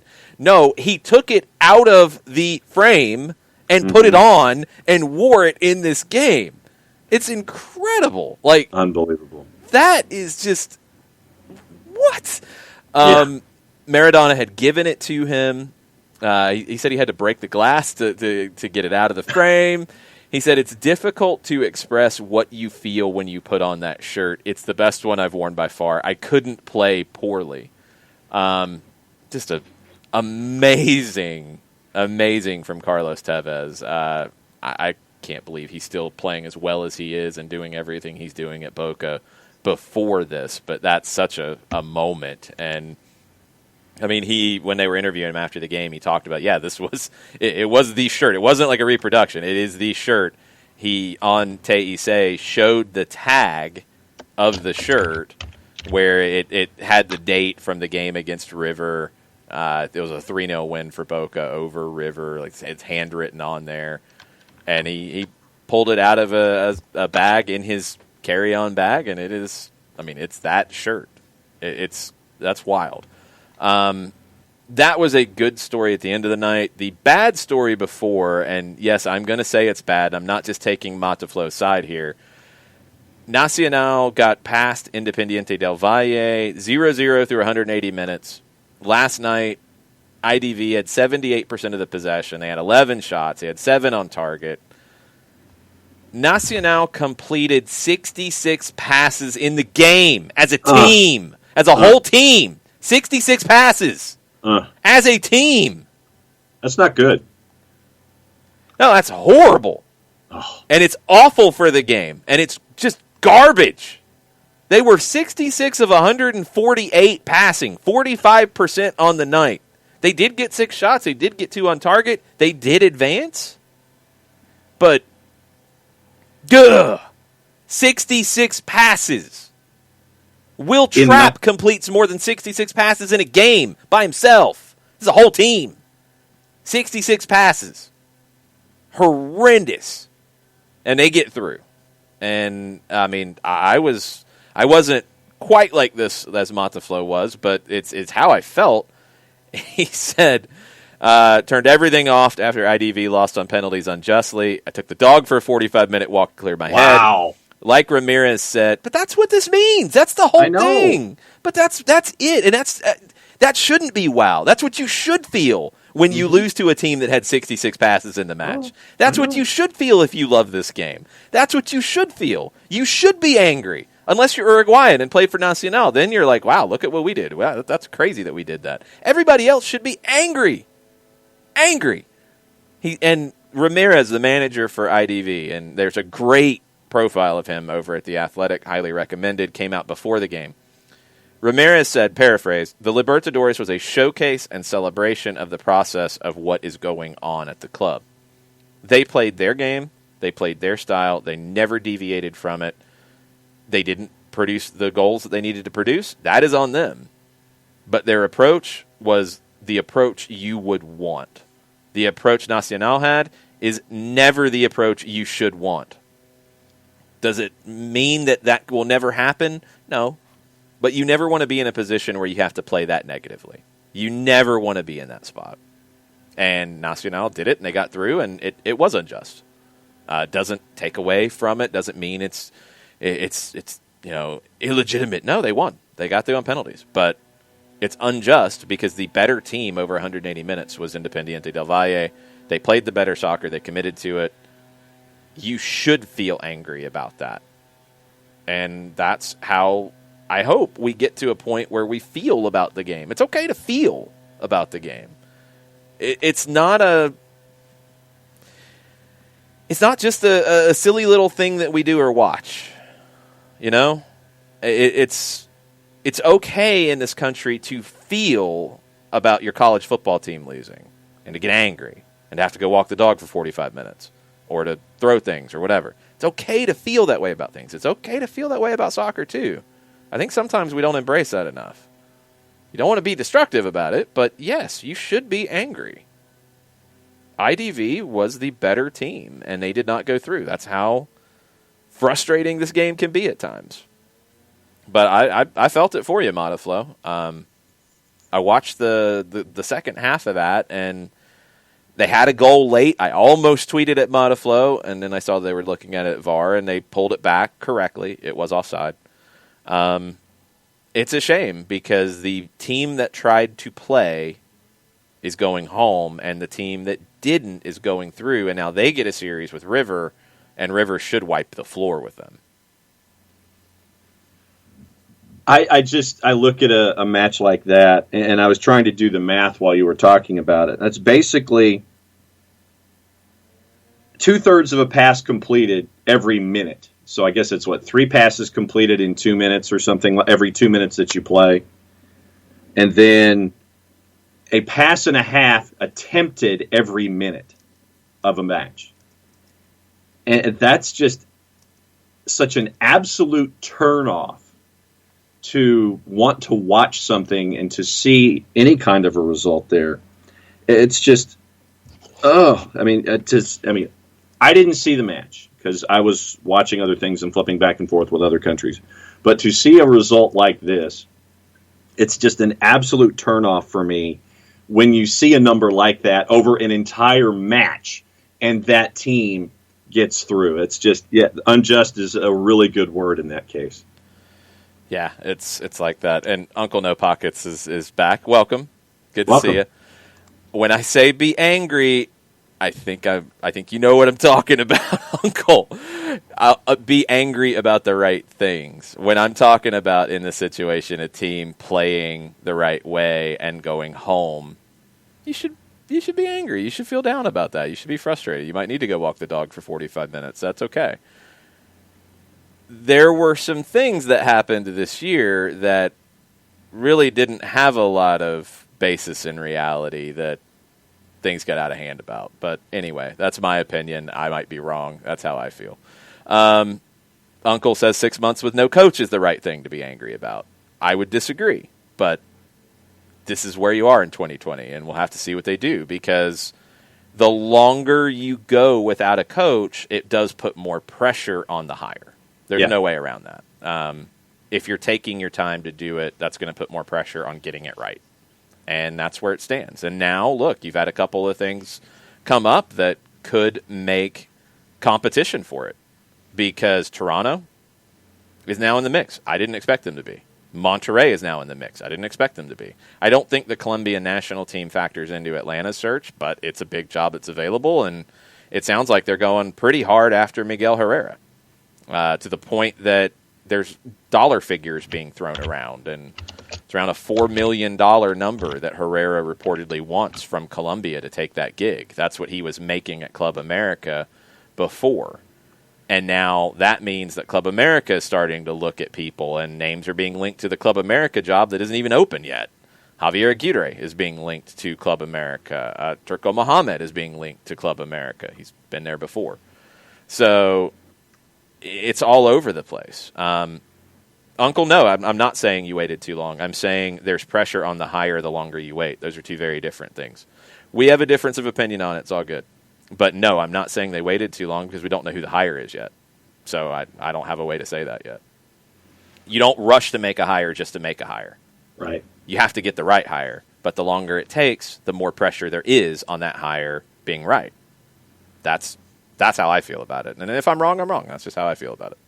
What else we got? Well, you mentioned carousel, and I wanted to get this in. Joshua Cloakey, Pablo Maurer reported that Ben Olsen is on the short list for Toronto FC to succeed Greg Vanney. I did not expect that one. I don't know how Toronto sells that one. Yeah. And I'm not as down on Ben Olsen as others have been. I don't think he's had enough talent to work with. I feel like this is the first year where he got less out of the talent than he should have. I think a lot of times he got far more out of the talent than he should have. I think he's also gotten weighed down by DC not being able to score goals, and he got very negative and conservative, too much so. What would he do with a team with talent? I don't know. He hasn't really had many of those in DC. I don't know how Toronto sells it to go from Greg Vanney and what he did and what he won to Ben Olsen, who has a Open Cup with a historically bad team. So I don't know. Be curious to see what they do. But I did not expect his name to come up there. I could have seen him going to mid-tier team in the league, but there's not really a job open for that. And just because his name's come up doesn't mean that he gets hired. Let's Right. be clear about that. But that one surprised me. I did not expect that. But I didn't really expect Armis at DC either. So let's see what happens with all of this. I mean, just because of what, on face value, what you associate with Toronto FC and the kind of coach that they would want to succeed Greg Vanney, with their pedigree, with everything and the successes that they've had, not just in Canada, but hemispherically, and now Ben Olsen's on the list. To me, that there's that connection isn't there. It's like, all right, so we're going to bring in and this is obviously, how would you explain this to the fan base? Well, we're going to bring in Ben Olsen. For someone who is a fan of Toronto FC, and for Toronto FC that has the vision that they have when it comes to wanting to succeed hemispherically, and you mentioned Ben Olsen, that to me is two different aisles in the grocery store. That there's something that's not there for me. I would think that your aspirations to bring in a coach would be higher than a Ben Olsen. I would think, and it could be, that's a name that's just come up. So let's wait and see what they do. That's part of this, and I know that's part of it here in Atlanta, and I have had this conversation plenty. Uncle and I are going back and forth on what rush means, and if there's a rush, or whether there was a rush or there hasn't been a rush. I don't care about the process. I care about who gets the job. That's number one. I care about who gets the job. I said there shouldn't be a rush just to hire somebody to hire somebody. We don't know what the process has been because it has not been reported on. Period. The team has no obligation to tell people, I'm interviewing these people, I'm bringing these people in, I'm doing this. That would hurt their chances of getting what they want. There's nobody doing what Stephen Goff is doing in Washington. Stephen Goff, as he said in his article, 3 people from outside the organization who are connected to the process told me this. There's none of that here. So people are taking the club silence to mean nothing is happening. And that's an incredibly unfair thing to do, because DC United's not saying anything about their search. LA Galaxy's not saying anything about their search. But you have people reporting on things going on around their search. It hasn't happened here. So, I mean, do people seriously think that the front office just isn't even trying to get a coach? They just don't care, and they'll just go grab somebody when they decide to? Come on. Everything we talked about just a minute ago about the academy shows a lot of forethought, right? Shows a lot of process, shows a lot of work being put in. So they're just not doing that with the head coach? Just because something's not being reported on doesn't mean nothing's happening. And I don't know what's happening because I don't ask those questions. That's not my job. That's not my role. I call the games. And we talk here about things. They don't tell me things ahead of time. They don't give me these heads up on process. Yes, full disclosure, Jackson Conway knew it was happening. Was I surprised? No, because they had said it was going to happen. So it's like, no, okay, for timing's sake, yes, knew it was coming. Hopefully, we're going to have Jackson Conway with us tomorrow. We're working out some of the details. Hopefully, we'll have him on Soccer Down Here tomorrow. So that'll be very cool. Breaking news right there. But I don't know any processes that are going on behind the scenes because that's not my area to know. But the fact that it's not being reported on is nothing to do with the club doing something wrong. It's just not getting out. Nobody's getting it. Nobody covering the team is getting it. So I don't know. I don't know. Uncle, half a year's too long. Well, okay, then let's see who gets hired, and then we'll see how it goes. If it doesn't work, that is going to be a very important element that people will consistently bring up. I know it will happen, and yeah, there will be questions because the process took a certain period of time. But if you get the right person, or if you've had the right person, or if you've talked to the right people, and now you've made the right decision, is that still going to come up? I don't think it will. It's about the hire. And I don't know if it would have made a difference before. But, again, but Uncle, we're going around and around. I don't want to keep you distracted with it. And I'm not picking on you, Uncle. I hope you understand that. Your point has not been lost. Your point has been they haven't hired somebody, so it's been wrong. I don't feel that way because I don't think they would have gotten anybody in to affect this season. Right. Look at what the Red Bulls had to do with Gerhard Struber, and they moved fast, and he wasn't able to be there until the playoff game because of everything going on with his job, with quarantines, with all of it. I don't think it would have affected 2020 in any way to go hire somebody. I don't. Maybe I'm wrong. I don't know. I'm following what happened there. I understand your point. You wanted them to hire somebody by now. They haven't. So the process doesn't matter to you. It doesn't matter that nothing's been reported. I understand that. And I hope, because maybe I'm using your take to address something else, but I hope people understand that there is a search going on, and they are working on this, because I've seen some try to take the fact that there's not a hire to mean they're not even trying to hire anybody. Right. And that doesn't make any sense. So maybe I'm stretching too far, and I'm using your point as an example. I apologize for that. Let's see who they hire. That's all we can do right now, right? Yeah. I don't think a hire would have changed 2020. I don't That's either. why I don't think there was a rush to hire somebody. Let me rephrase. I don't know if there was a rush to hire somebody. That's why I don't think rushing to hire somebody would have made a difference, because I don't think it would have affected the 2020 season. That's my feeling on it. If you disagree, that's cool, but that's why I feel the way that I do. You know, I have always operated under the premise of, just because you don't hear anything, and this is going to sound like a double negative, just because you don't hear anything doesn't mean there isn't anything going on.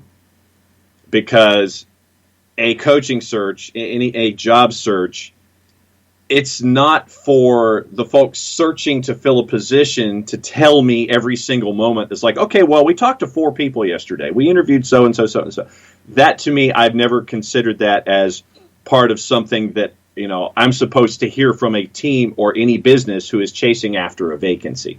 Because what you do is, and we talked about it before, where if you mention publicly, and, you know, we hear about this all the time with agents and things in other sports who mention their clients. But if you have a team sit there and say, well, we're looking at, the club says this. The club says we're looking at guy A, guy B, guy C, candidate A, candidate B, candidate C. And you say something like that publicly, then what you're doing is you are letting everybody else know, A, that they're not a part of your search. But you're also letting candidate A, candidate B, and candidate C know, along with their agents and their representation, what's going on, and they can, in effect, play each other off of one another against the club to fill a vacancy that the club is trying to do, and you're not doing yourself any good by putting that information out there where you have all of these guys who could be going back and forth and playing each other against one another to get that job. It's just a whole lot of counterproductive behavior for me to do something like that. Yeah, I want to make sure that this is clear. Uncle says he understands what's going on. What's going on, he gets that. I understand that he understands that. We're good. Abby, I don't know. His dad's English. I know that about Jackson Conway. So I believe it had been reported previously he was born in Leeds. So anyway. Okay, back to Uncle's part. I'm not accusing Uncle of saying nothing happened and there's no progress because nothing's being reported. I'm not saying that. I don't think you're saying that. No. That was where you zeroed in just a second ago. I think we've moved on from that. That has been talked about. I probably used Uncle's comment to kind of stretch that out. That's my bad for misrepresenting what Uncle said. I hope we got that done. Okay. Uncle thinks they should have hired somebody by now. Other people think they should have hired somebody by now. I want the hire to be right. I don't think a hire before now would have affected anything with 2020. I don't think a hire before this CONCACAF game would have affected anything going forward. I don't think it really would have much of an impact. You got to get the hire right for the 2021 season. Yes. And I think that means you need to get somebody in before the end of the year, which has been the target. You need to get somebody in to plan for the preseason. You need to get somebody in to plan for any potential changes that could be made. You need their evaluation of the roster. You need those kinds of things. You want to get them in before the end of the year. Goes past that, then it's going to get a little antsy because you're going to be a few weeks away from training if everything is on time. And you don't want to be in that situation. So that's where my head's at. I know that's not where everybody's head is at. I understand that. Okay? I hope we're all okay with everything now. It's all good, people. Yeah. It's all good. Yes. Okay. You want to hear Peter Vermees get you pumped up for tonight? Right on. Hit me. I think it is bleeped. MLS put it out, so I'm blaming MLS if it's not. Look, let's go. You got this stroke. There's nothing you can do about what happened. You can only do what's in front of you now. Get on with the game and get playing again. That's it. We'll find our chances. Let's go. Don't be put your head down now. It's time to go. All those runs we do, everything you work on. 2-mile run with Joe, you know his sport. You have it in you. Let's get it. That, I believe, is going into extra time against San Jose. Okay, so how long was that soundbite? 25 seconds. 10 knockouts in 25 seconds. That's pretty good. Easy, yeah. Yeah. I mean, Peter doesn't hold back. No. Great manager. Peter Vermees. Sam Williamson says, I wish he coached Atlanta. You'd have to get him out of Kansas City, and I don't think he's going to leave Kansas City unless he is given all the control with the U.S. national team. I think that's the only job he leaves Kansas City for. Yeah. He's built everything in Kansas City, so I don't think anybody's getting him to leave for another club gig. Now, I don't know what his ambition would be to go to Europe. He's somebody who could get looked at, but I would be all in on the national team for him. No doubt. That's where I would be, but I think it's very hard to get him out of Kansas City because he's built that club. Took over in like 2009.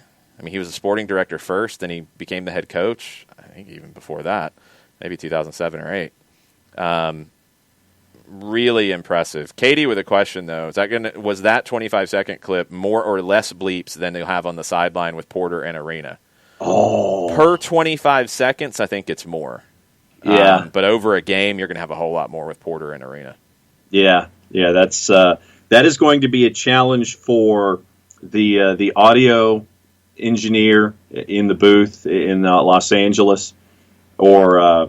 And now do you bleep do you take the sideline mic out of the equation entirely? Do you put them in different places? Do you know it's coming? Is it 7-second delay? All of these things in play with that matchup. That's an interesting audio television conundrum that we face. It's gonna be weird. I want it on a separate. I want a naughty option again. I want a naughty option for this game, where on a separate platform, maybe it's on a streaming channel or something, or a separate element where you can hear the full-blown version, just them isolated. If you have it over here separately, I'd love to have that, because if you take the bleeps out, sometimes it's not as much fun to listen to something like that because the audio dumps as much as it does, and then you kind of lose the rhythm of the game. I want a naughty option for the two of them. Can we please have a naughty option somewhere in the chain? Yes. Jeez, John's obsessions with the naughty option. Naughty option. Sheila Sean has joined in on the chat and adds another wrinkle to everybody's conversations about process and timelines and rushing and et cetera, et cetera. Sean says, I don't know if 21 matters all that much. Global indications are that we're still going to be dealing with a COVID-affected world. There are coaches and managers in all sports who don't know, as you guys keep talking, how to manage a team during a pandemic, FDB included, so I'd rather wait for a good long-term hire and treat it as a year zero for whoever Atlanta hires. I like that theory, Sean.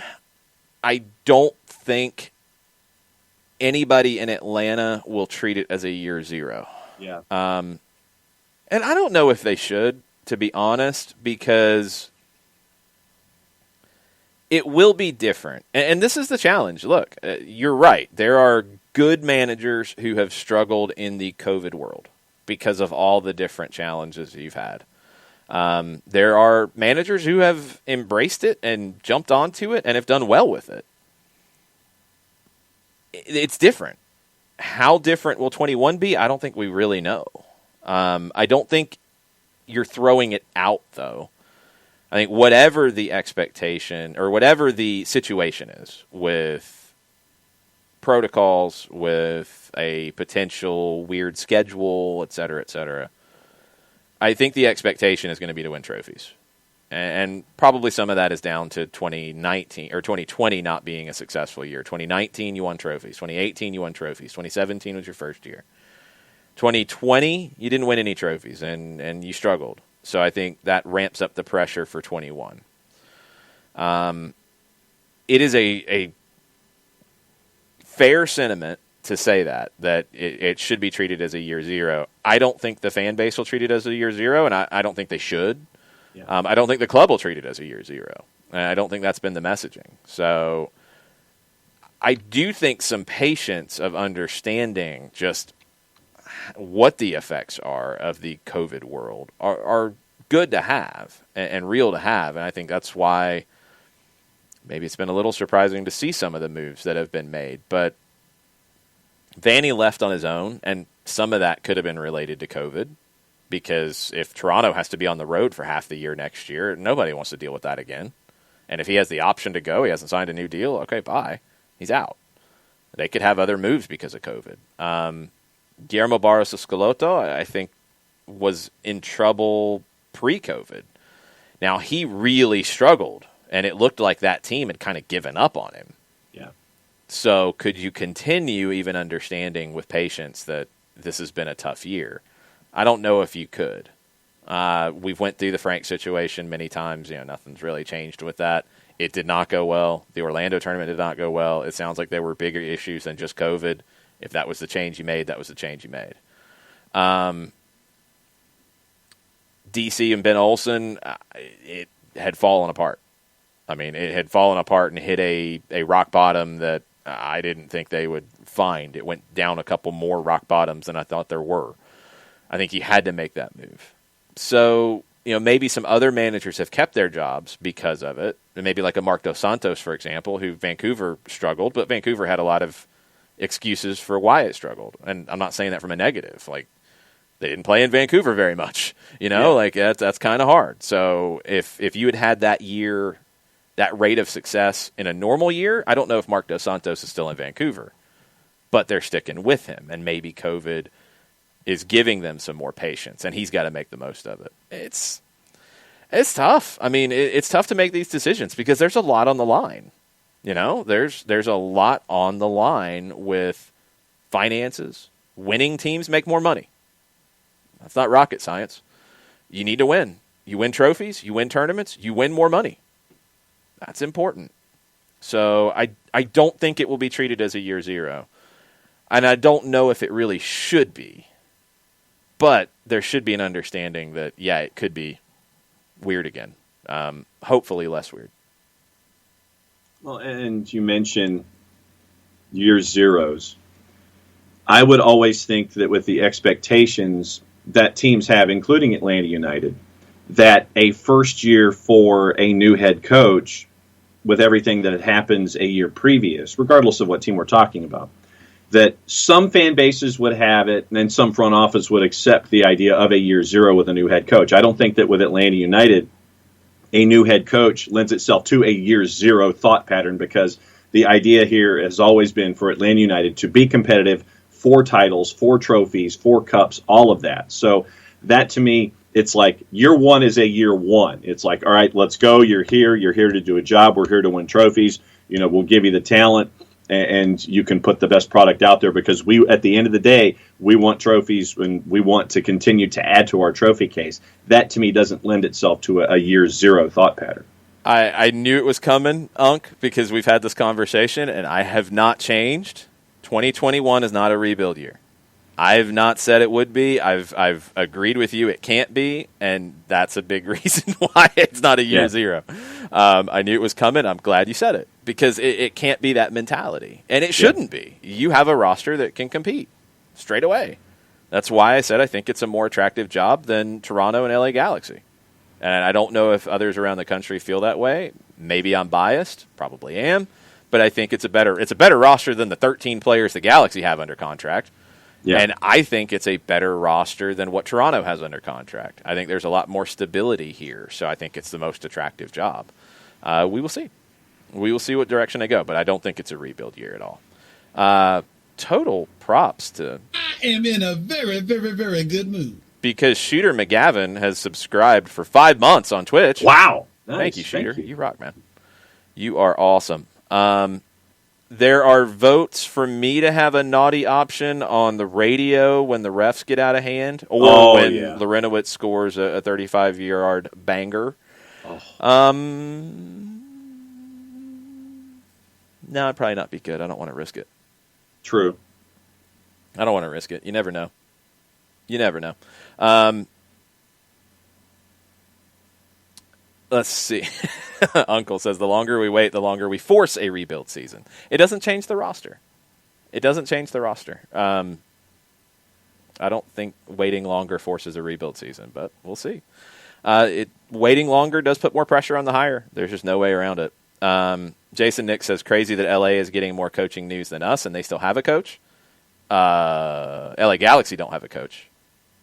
I don't know which one you're talking about, because I haven't heard anything about Bob Bradley and LAFC.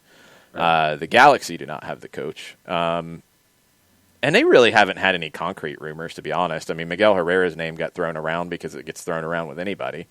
And Keane and Landon Donovan. Yeah, Keane has said he wants it, which is a little different. And Landon Donovan, I think, has said that he would like to be considered.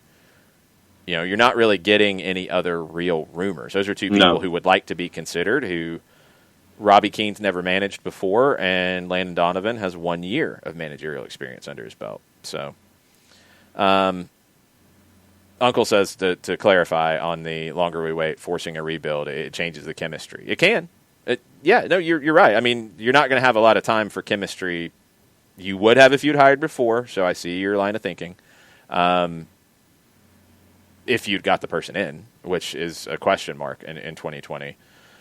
I don't think if you hire them today, because you're not going to get them in before the CONCACAF situation, like, it's going to affect the chemistry outside of Zoom calls or, whatever, FaceTiming or whatever you're doing. Yeah. I don't know. They're going to hire somebody, and I'll be very curious to see who it is, because the landscape keeps changing a little bit with new possibilities. I mean, you have the Seattle situation with Brian Schmetzer, who is not under contract for next year, and he said some pretty aggressive things when it came out that he wasn't under contract for next year, that they might have to rebuild some relationships out there a little bit to get him back.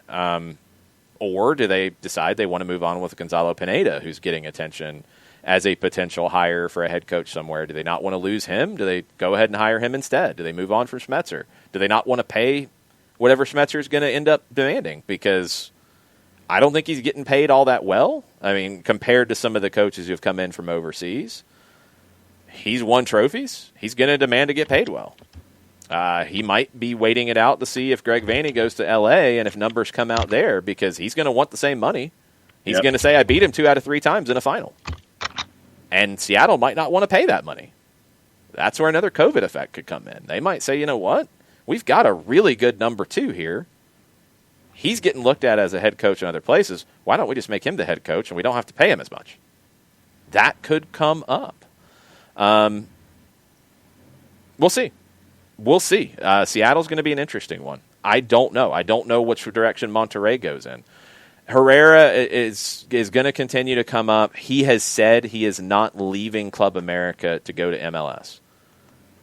I don't think Club America is going to fire him. Reportedly, he has an out clause in his contract, according to Colombian media, that he could go for a national team job or a European job. He could leave his contract.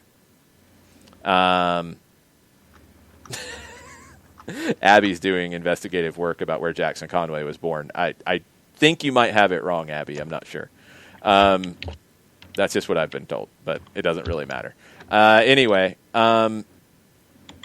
the $4 million price tag that Herrera is reportedly wanting from Colombia could also make it difficult for an MLS team to get him, because Club America is not going to let him walk. You're going to have to pay them something, and he's going to want around $4 million a year. I don't think it happens, and I don't think Club America fires him to allow him to come to MLS. So I don't see Herrera in MLS next year. The questions are going to be, no more comments about Gabriel Heinze. Does Bekasese leave Racing? Does that open up a door for Heinze there? What happens with that whole go-round? What happens with the Brazilian merry-go-round that is madness? And what happens domestically? Is there anybody else domestically that is in the running for some of these jobs? I'm waiting to see. I think there's going to be a flurry of activity this month, and it's going to get very, very hectic, especially if Seattle gets thrown into that mix too. I am trying to look up that particular number for Brian Schmetzer, and right now the first place I've seen that has a number, it's $600,000 a year for Schmetzer right now. Yeah, he's going to want at least twice that. I'm guessing. I mean, we're guessing about some numbers here, but he's going to want more than that because I think there's plenty of coaches who he has done better than who have been paid more than that.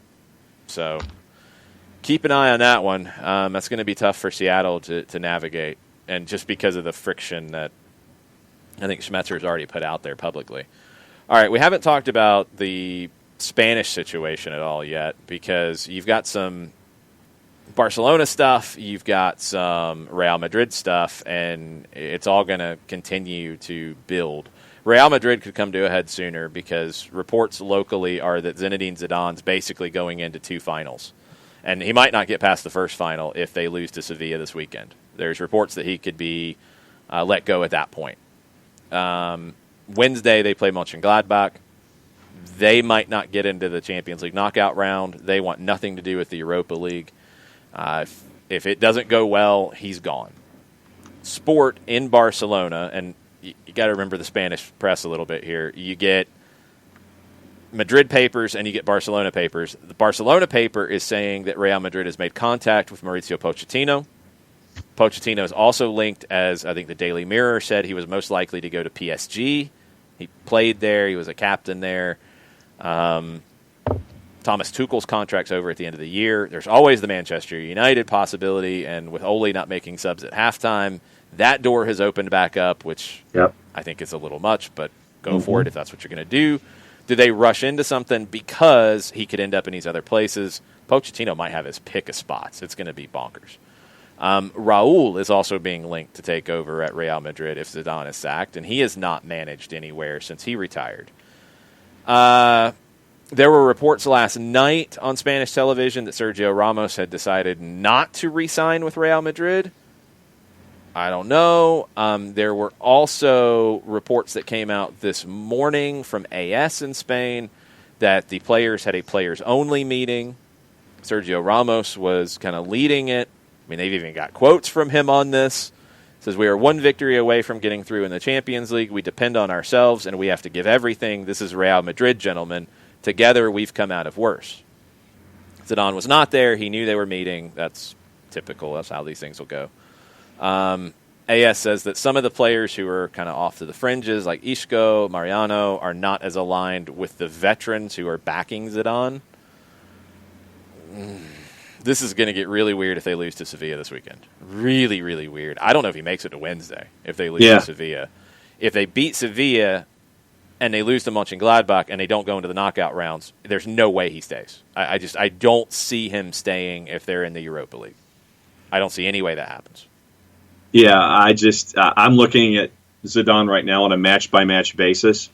And, if you want nothing to do with the Europa League, with a players-only meeting, and, Group B is chaos. There's no other way around it right now. With Mönchengladbach at 8 points, Shakhtar and Real Madrid at 7, and Inter at 5, with Real going up against Gladbach, Shakhtar, and Inter, that's going to be absolute chaos on the last match day in the group stage to see what happens. But yeah, I think that if he loses this weekend, I don't think he makes it there. No, I don't think he does either. Katie asked about Carlos Puyol. That was another name that came around about Atlanta before De Boer was hired. He has not managed anywhere. There's been talk about him getting more involved at Barcelona, depending on what happens there. And that's another one that gets a little bonkers. The current president at Barcelona, Carlos Tusquets, who's kind of sort of an interim. He's like the head of the committee who's running things right now while they're going to have an election at the end of January. He came out with a quote and said, from an economic point of view, I would have sold Messi in the summer. It would have been desirable for the money we would have received and for what we would have saved on his salary. He also said, we have received some bills from the previous board that we don't want to sign. We will move them to the next meeting. I will not say what they are, but they are things that are not well formulated, nor do we think they fit the market price. I don't know exactly what that means. They are in a very bad financial spot. A lot of people have went nuts about Barcelona and him saying that. He's right. From an economic perspective, they would have saved on the salary and they would have made whatever they made in the transfer fee. They might not be in the economic situation they are, but you're also talking about a symbol of the club in Lionel Messi. And that's a hard thing to make all the pieces fit together right. Because if you lose him, you're losing a symbol of the club. You're losing one of the best players in the world currently, who is on the other side of 30, who is going to start slowing down at some point here, but you would also have been able to maybe not fix everything economically, but not be in the dire straits that you're in. So I don't think Tusquets saying that was very intelligent to say it now, but is it right or wrong? I think it's right. Yes. But there's no way I would have said it out loud. Yeah. No way that should have happened. Now, also yesterday, and this could affect Barcelona, Neymar, after PSG's win at Old Trafford, Neymar said after the match, I want to play with Messi again. It's what I want the most. I want to enjoy being on the pitch with him again. For sure, next year we have to do it. Joan Laporta, who is running for president of Barcelona, who's a ex-president of Barcelona, who has not really said good things about Neymar and the way he left Barcelona, said about Neymar's words, I have things to say, but I don't want to destabilize the team, which is competing and getting better. I've seen the statements, and it's normal for me to say they're friends, talking about Neymar and Messi. Right.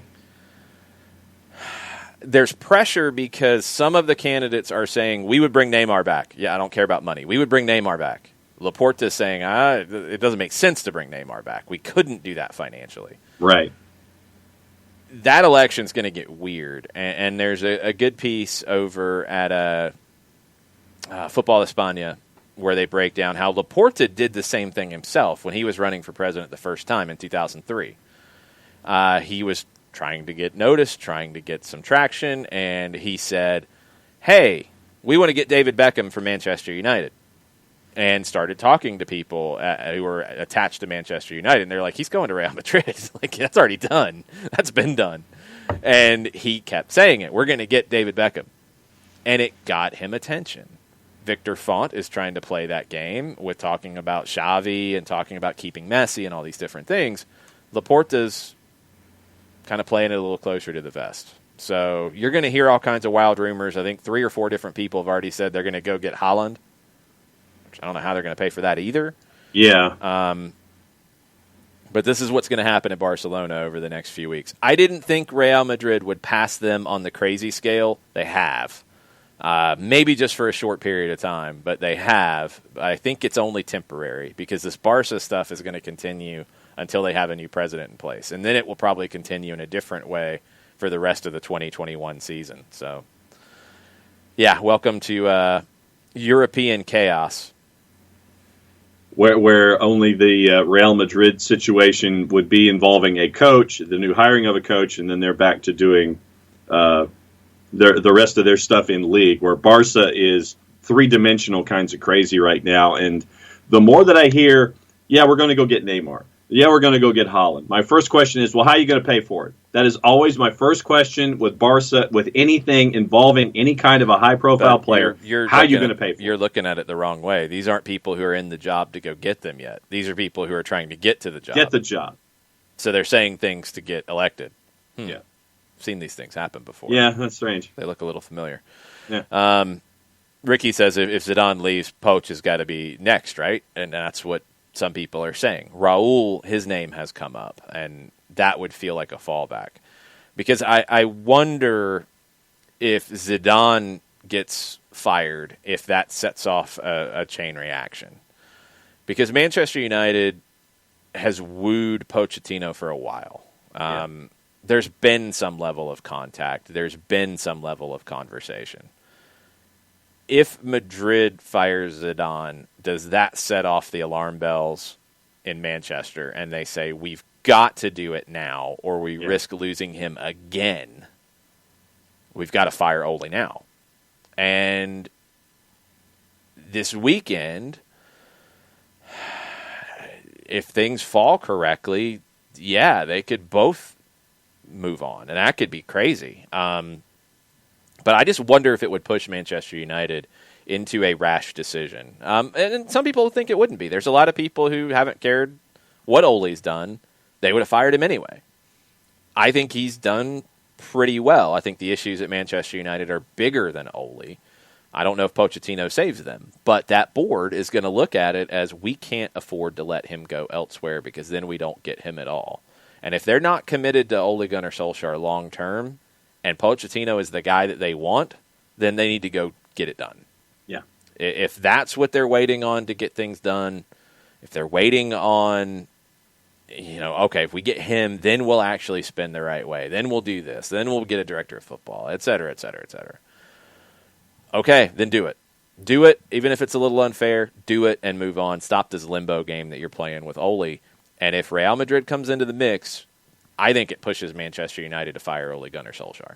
Yeah. No, I think that your dominoes are right on there where they're going to sit there and say, okay, we've got to do it now because of what we're seeing in other places. No, I think the dominoes fall that way. I think you're right. Inter Milan has said enough to where I don't think they're going to rush into it. They'll roll with Conte for a little while longer, but I don't know if he'll stay long term. PSG, there's no way they're going to fire Tuchel and try to get into Pochettino now. They might say, well, we'll sign you to a contract and you'll start next season. They might throw into it that way, but he wouldn't take over immediately. That would be interesting if PSG threw that into the mix, and then Pochettino gets a chance to sit down and evaluate 3 different offers from 3 of the biggest clubs in the world.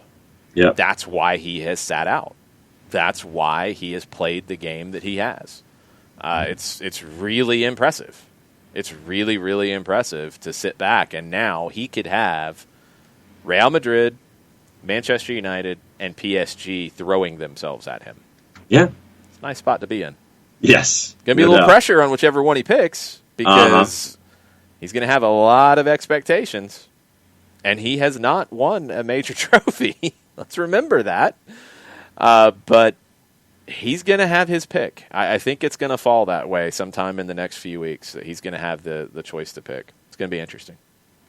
A couple of other thoughts on the Twitters that are just questions on the floor. What we got? Chris Hutchison. He's we got into the referee discussion and referee prep. Chris wants to know, what sorts of things do referees do to prepare for games? Mark Geiger did a little interview about this in his last season, and they know the storylines coming in. They know players to watch. They know reputations. They do their homework on it. There's also a lot of fitness work that the center referees do, that ARs do. There's a lot of work that goes into that. There's also a lot of, I'm sure, discussion, and this would be an interesting conversation with a referee about the situation with the Mönchengladbach goal. Does that kind of make the rounds with referee discussion here as to this is how we're going to call it, this is how we think they got it wrong, this is how we think they got it right, et cetera, et cetera. I would assume that is. I don't know that for a fact. But we know that they put in the work to understand how the teams play.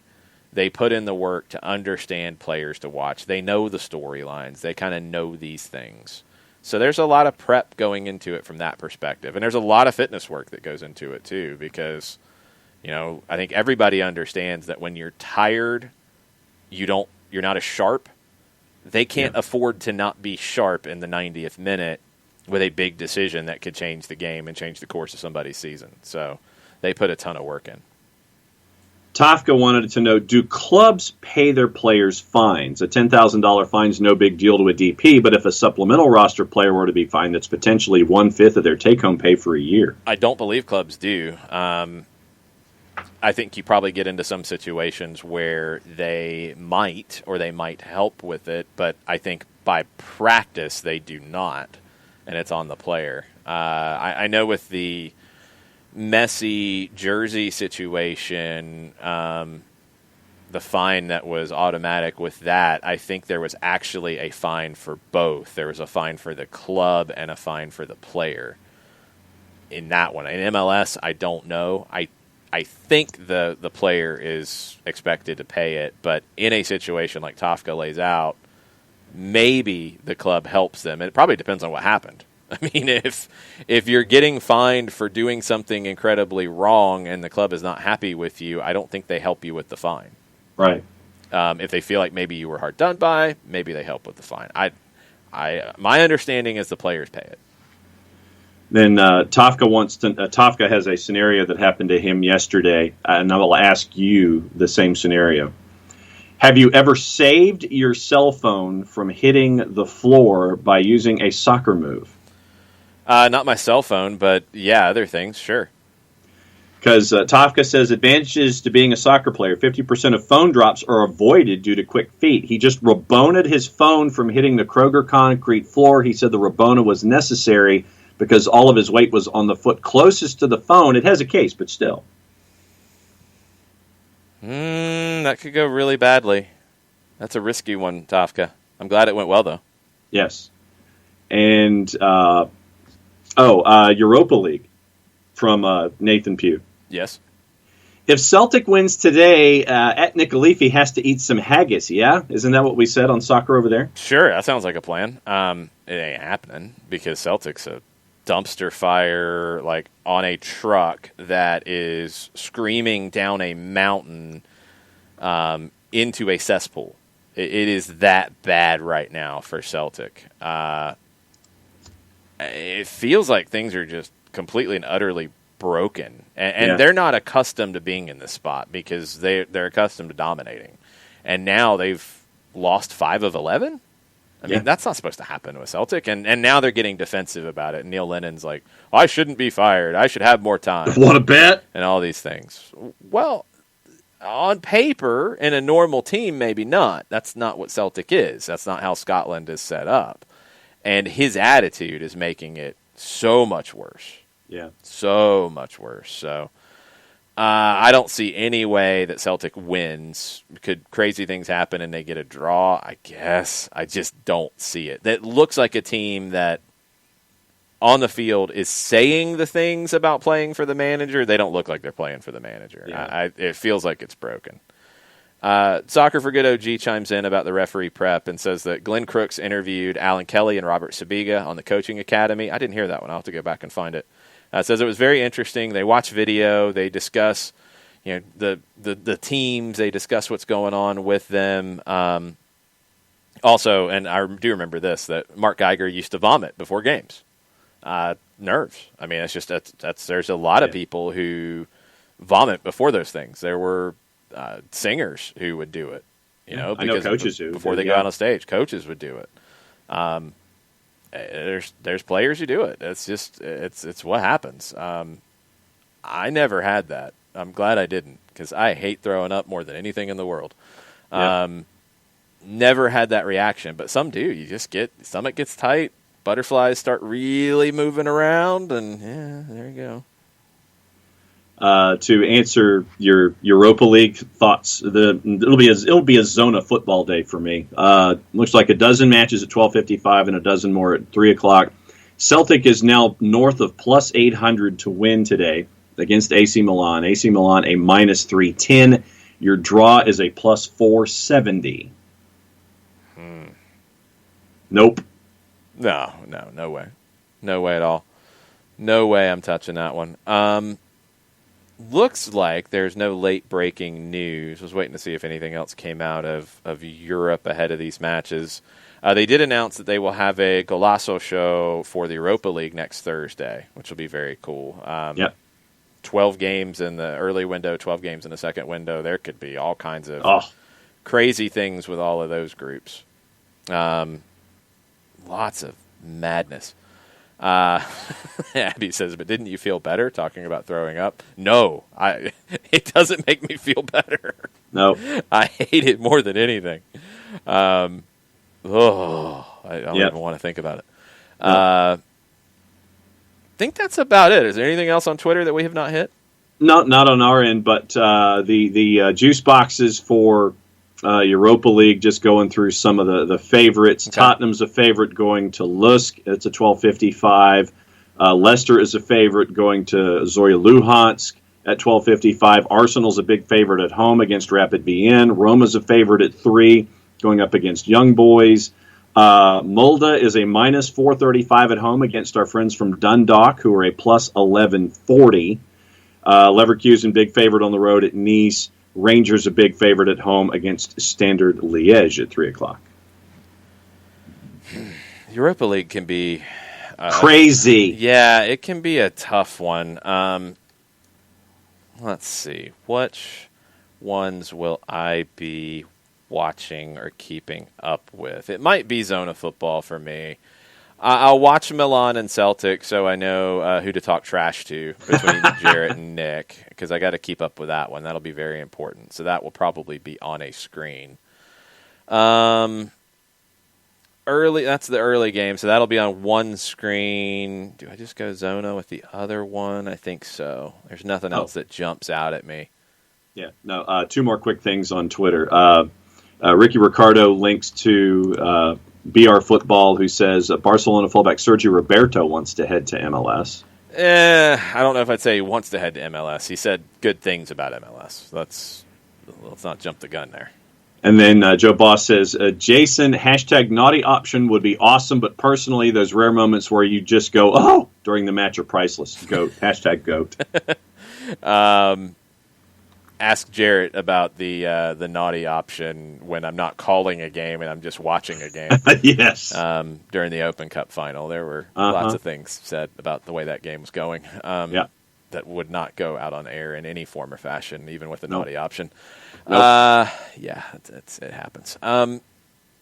Let's see. The 3 o'clock games in Europa. I think Roma Young Boys is a pretty good match. Yeah. I don't know if it's enough to get me on a screen with that. It'll probably it'll be AZ Napoli on one, because I'm really leaning into my Napoli fandom now. Yeah. Big favorite on the road. Yeah, I think that one's going to be on a screen. Looks like Gattuso's doing a new deal there for a few more years, which is awesome. That'll be on a screen. Zona will be on the other one. That's what it'll work. You also got Sudamericana and Libertadores tonight.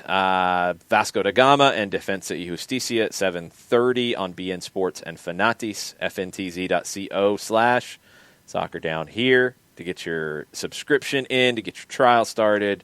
It does benefit the show, and we appreciate it. 8:30 kickoff for Sporting and Minnesota. I think the broadcast starts at 8 o'clock. They actually are saying it's going to kick off at like 8:31, so that's good. We have an exact time. You've also got Gremio and Guarani in Libertadores tonight at 7:30. I will have Vasco and Defensa on a screen. I'll have Sporting and Minnesota on a screen. If there is interest in a watch-along, let us know. Tweet at us. Shoot us a message. Give us a heads up if there is. Maybe I'll throw those games on, and we'll sit here and talk about it. It won't be a naughty option channel, I don't think. Who knows? Depends. We'll get into it, so let me know. Modiflow, man, I'm sorry. He says, not going to lie, can't do more soccer during the week after last night. Sporting in Minnesota might be fun for you, though. Yeah. I think it'll be a fun match. I really do. So I absolutely know what y'all are saying, because Nick says it too. Like, after a painful Atlanta United loss, I usually can't watch any soccer for 24 to 48 hours. I can relate. There are times where, I do not want to watch any of it. And I'm just like, because of something that happened. Something brings me back in. And sometimes it's quicker than others. But Sporting in Minnesota might do it for you, Modiflow. Maybe check in and see. If the game's off the rails, it might be a fun one for you. But I know the feeling. IDV should have went through. They were the better team. They played the better soccer. They committed to playing the better soccer. They were dominant in possession in the whole series. I think you said it was like 79% for both games. I mean, it's just absurd. And, yeah, it's very, very frustrating when those games don't go the way that you feel like they should. A couple other things before we go. We are working on a few things, and I'll plant a couple of seeds here. Next year, and of course this is going to be pandemic dependent, and hopefully we get lots of vaccines and lots of good with that, and we all get everything we need, and we're in good shape. The brewery tour that was going to be this year is going to be next year, and it's grown, which is really good. So there's been a lot of progress on it. We could have a lot of shows out at different places, all over the state, to be honest. A lot in the metro area, but a lot all over the state. A lot of Thursday nights is what it's looking like. That looks like the brewery show night for the most part. We are going to do a tour T-shirt, and looks like we're going to have a little contest on the design. So if you want to start thinking about that, it will be like your basic rock band kind of tour shirt, and there will be all the dates on the back. We're working on some sponsors and things for it, so that could be a lot of fun. So if any of you are designers out there and you want to start thinking down that road, think rock tour T-shirts. That's kind of where my head's at. But if you have a different idea, throw them in. That's something we're going to get into going into next year. But the dates are starting to stack up. They are dependent on being safe, but there could be some fun, and there could be some prizes for people who go to the most shows, which could be a lot of fun too. So stay tuned to all of that. We are also working on a new shirt on the Soccer Down Here store. So be on the lookout for that as well for your holiday purchases.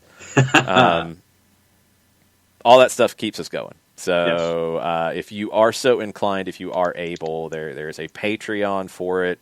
All of our stuff stays free. I understand a lot of different outlets do a lot with Patreon now, and they have to. That's where the world is at the moment.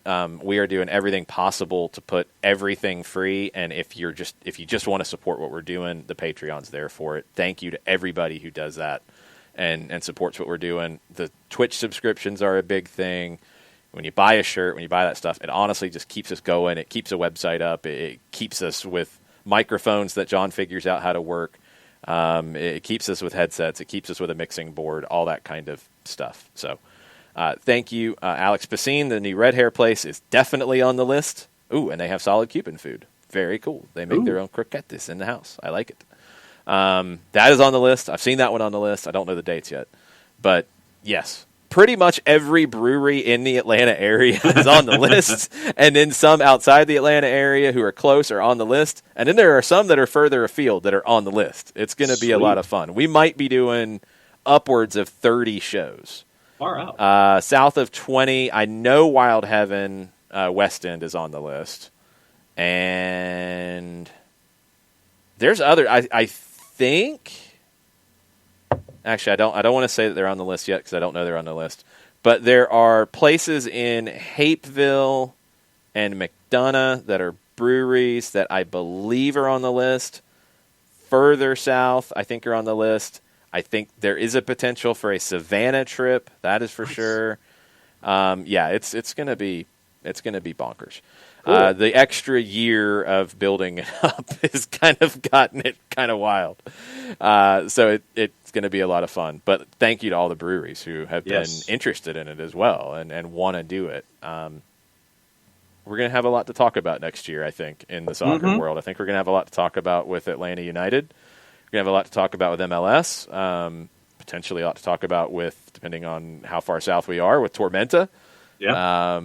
How far we might go up to the northeast from where we are. Maybe we talk about the Greenville Triumph.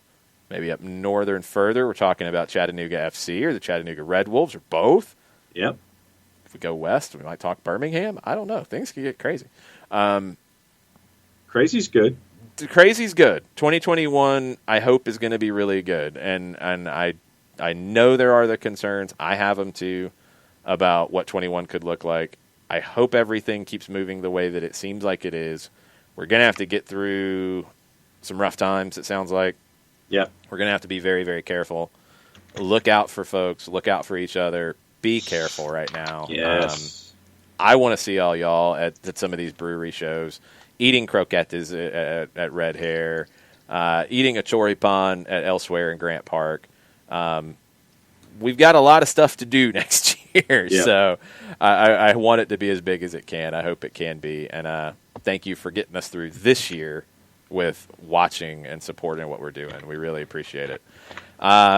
Tentatively, and you can go and pencil it in on a calendar, we will have a Soccer in the Streets trivia night on December 15th, the night before Atlanta's CONCACAF Champions League match, and we're working on some special guests for that. So December 15th, put it on the calendar. John, you didn't stink last time, so no excuses about you not playing or doing this or doing that. You're playing, and we will see where this goes. But the 15th is what we have, and we do it before the CONCACAF games that night. So that is the plan. That's all I know so far. Plenty of games all day today. If you want to do a watch-along tonight, shoot us a message and give us a heads up. We could potentially be persuaded. Other than that, we'll be back with a normal show tomorrow, and we are efforting Jackson Conway to be a part of that show in some form or fashion. We'll keep you posted. And that's the show. Mucha plata, y'all. Mucha plata, y'all.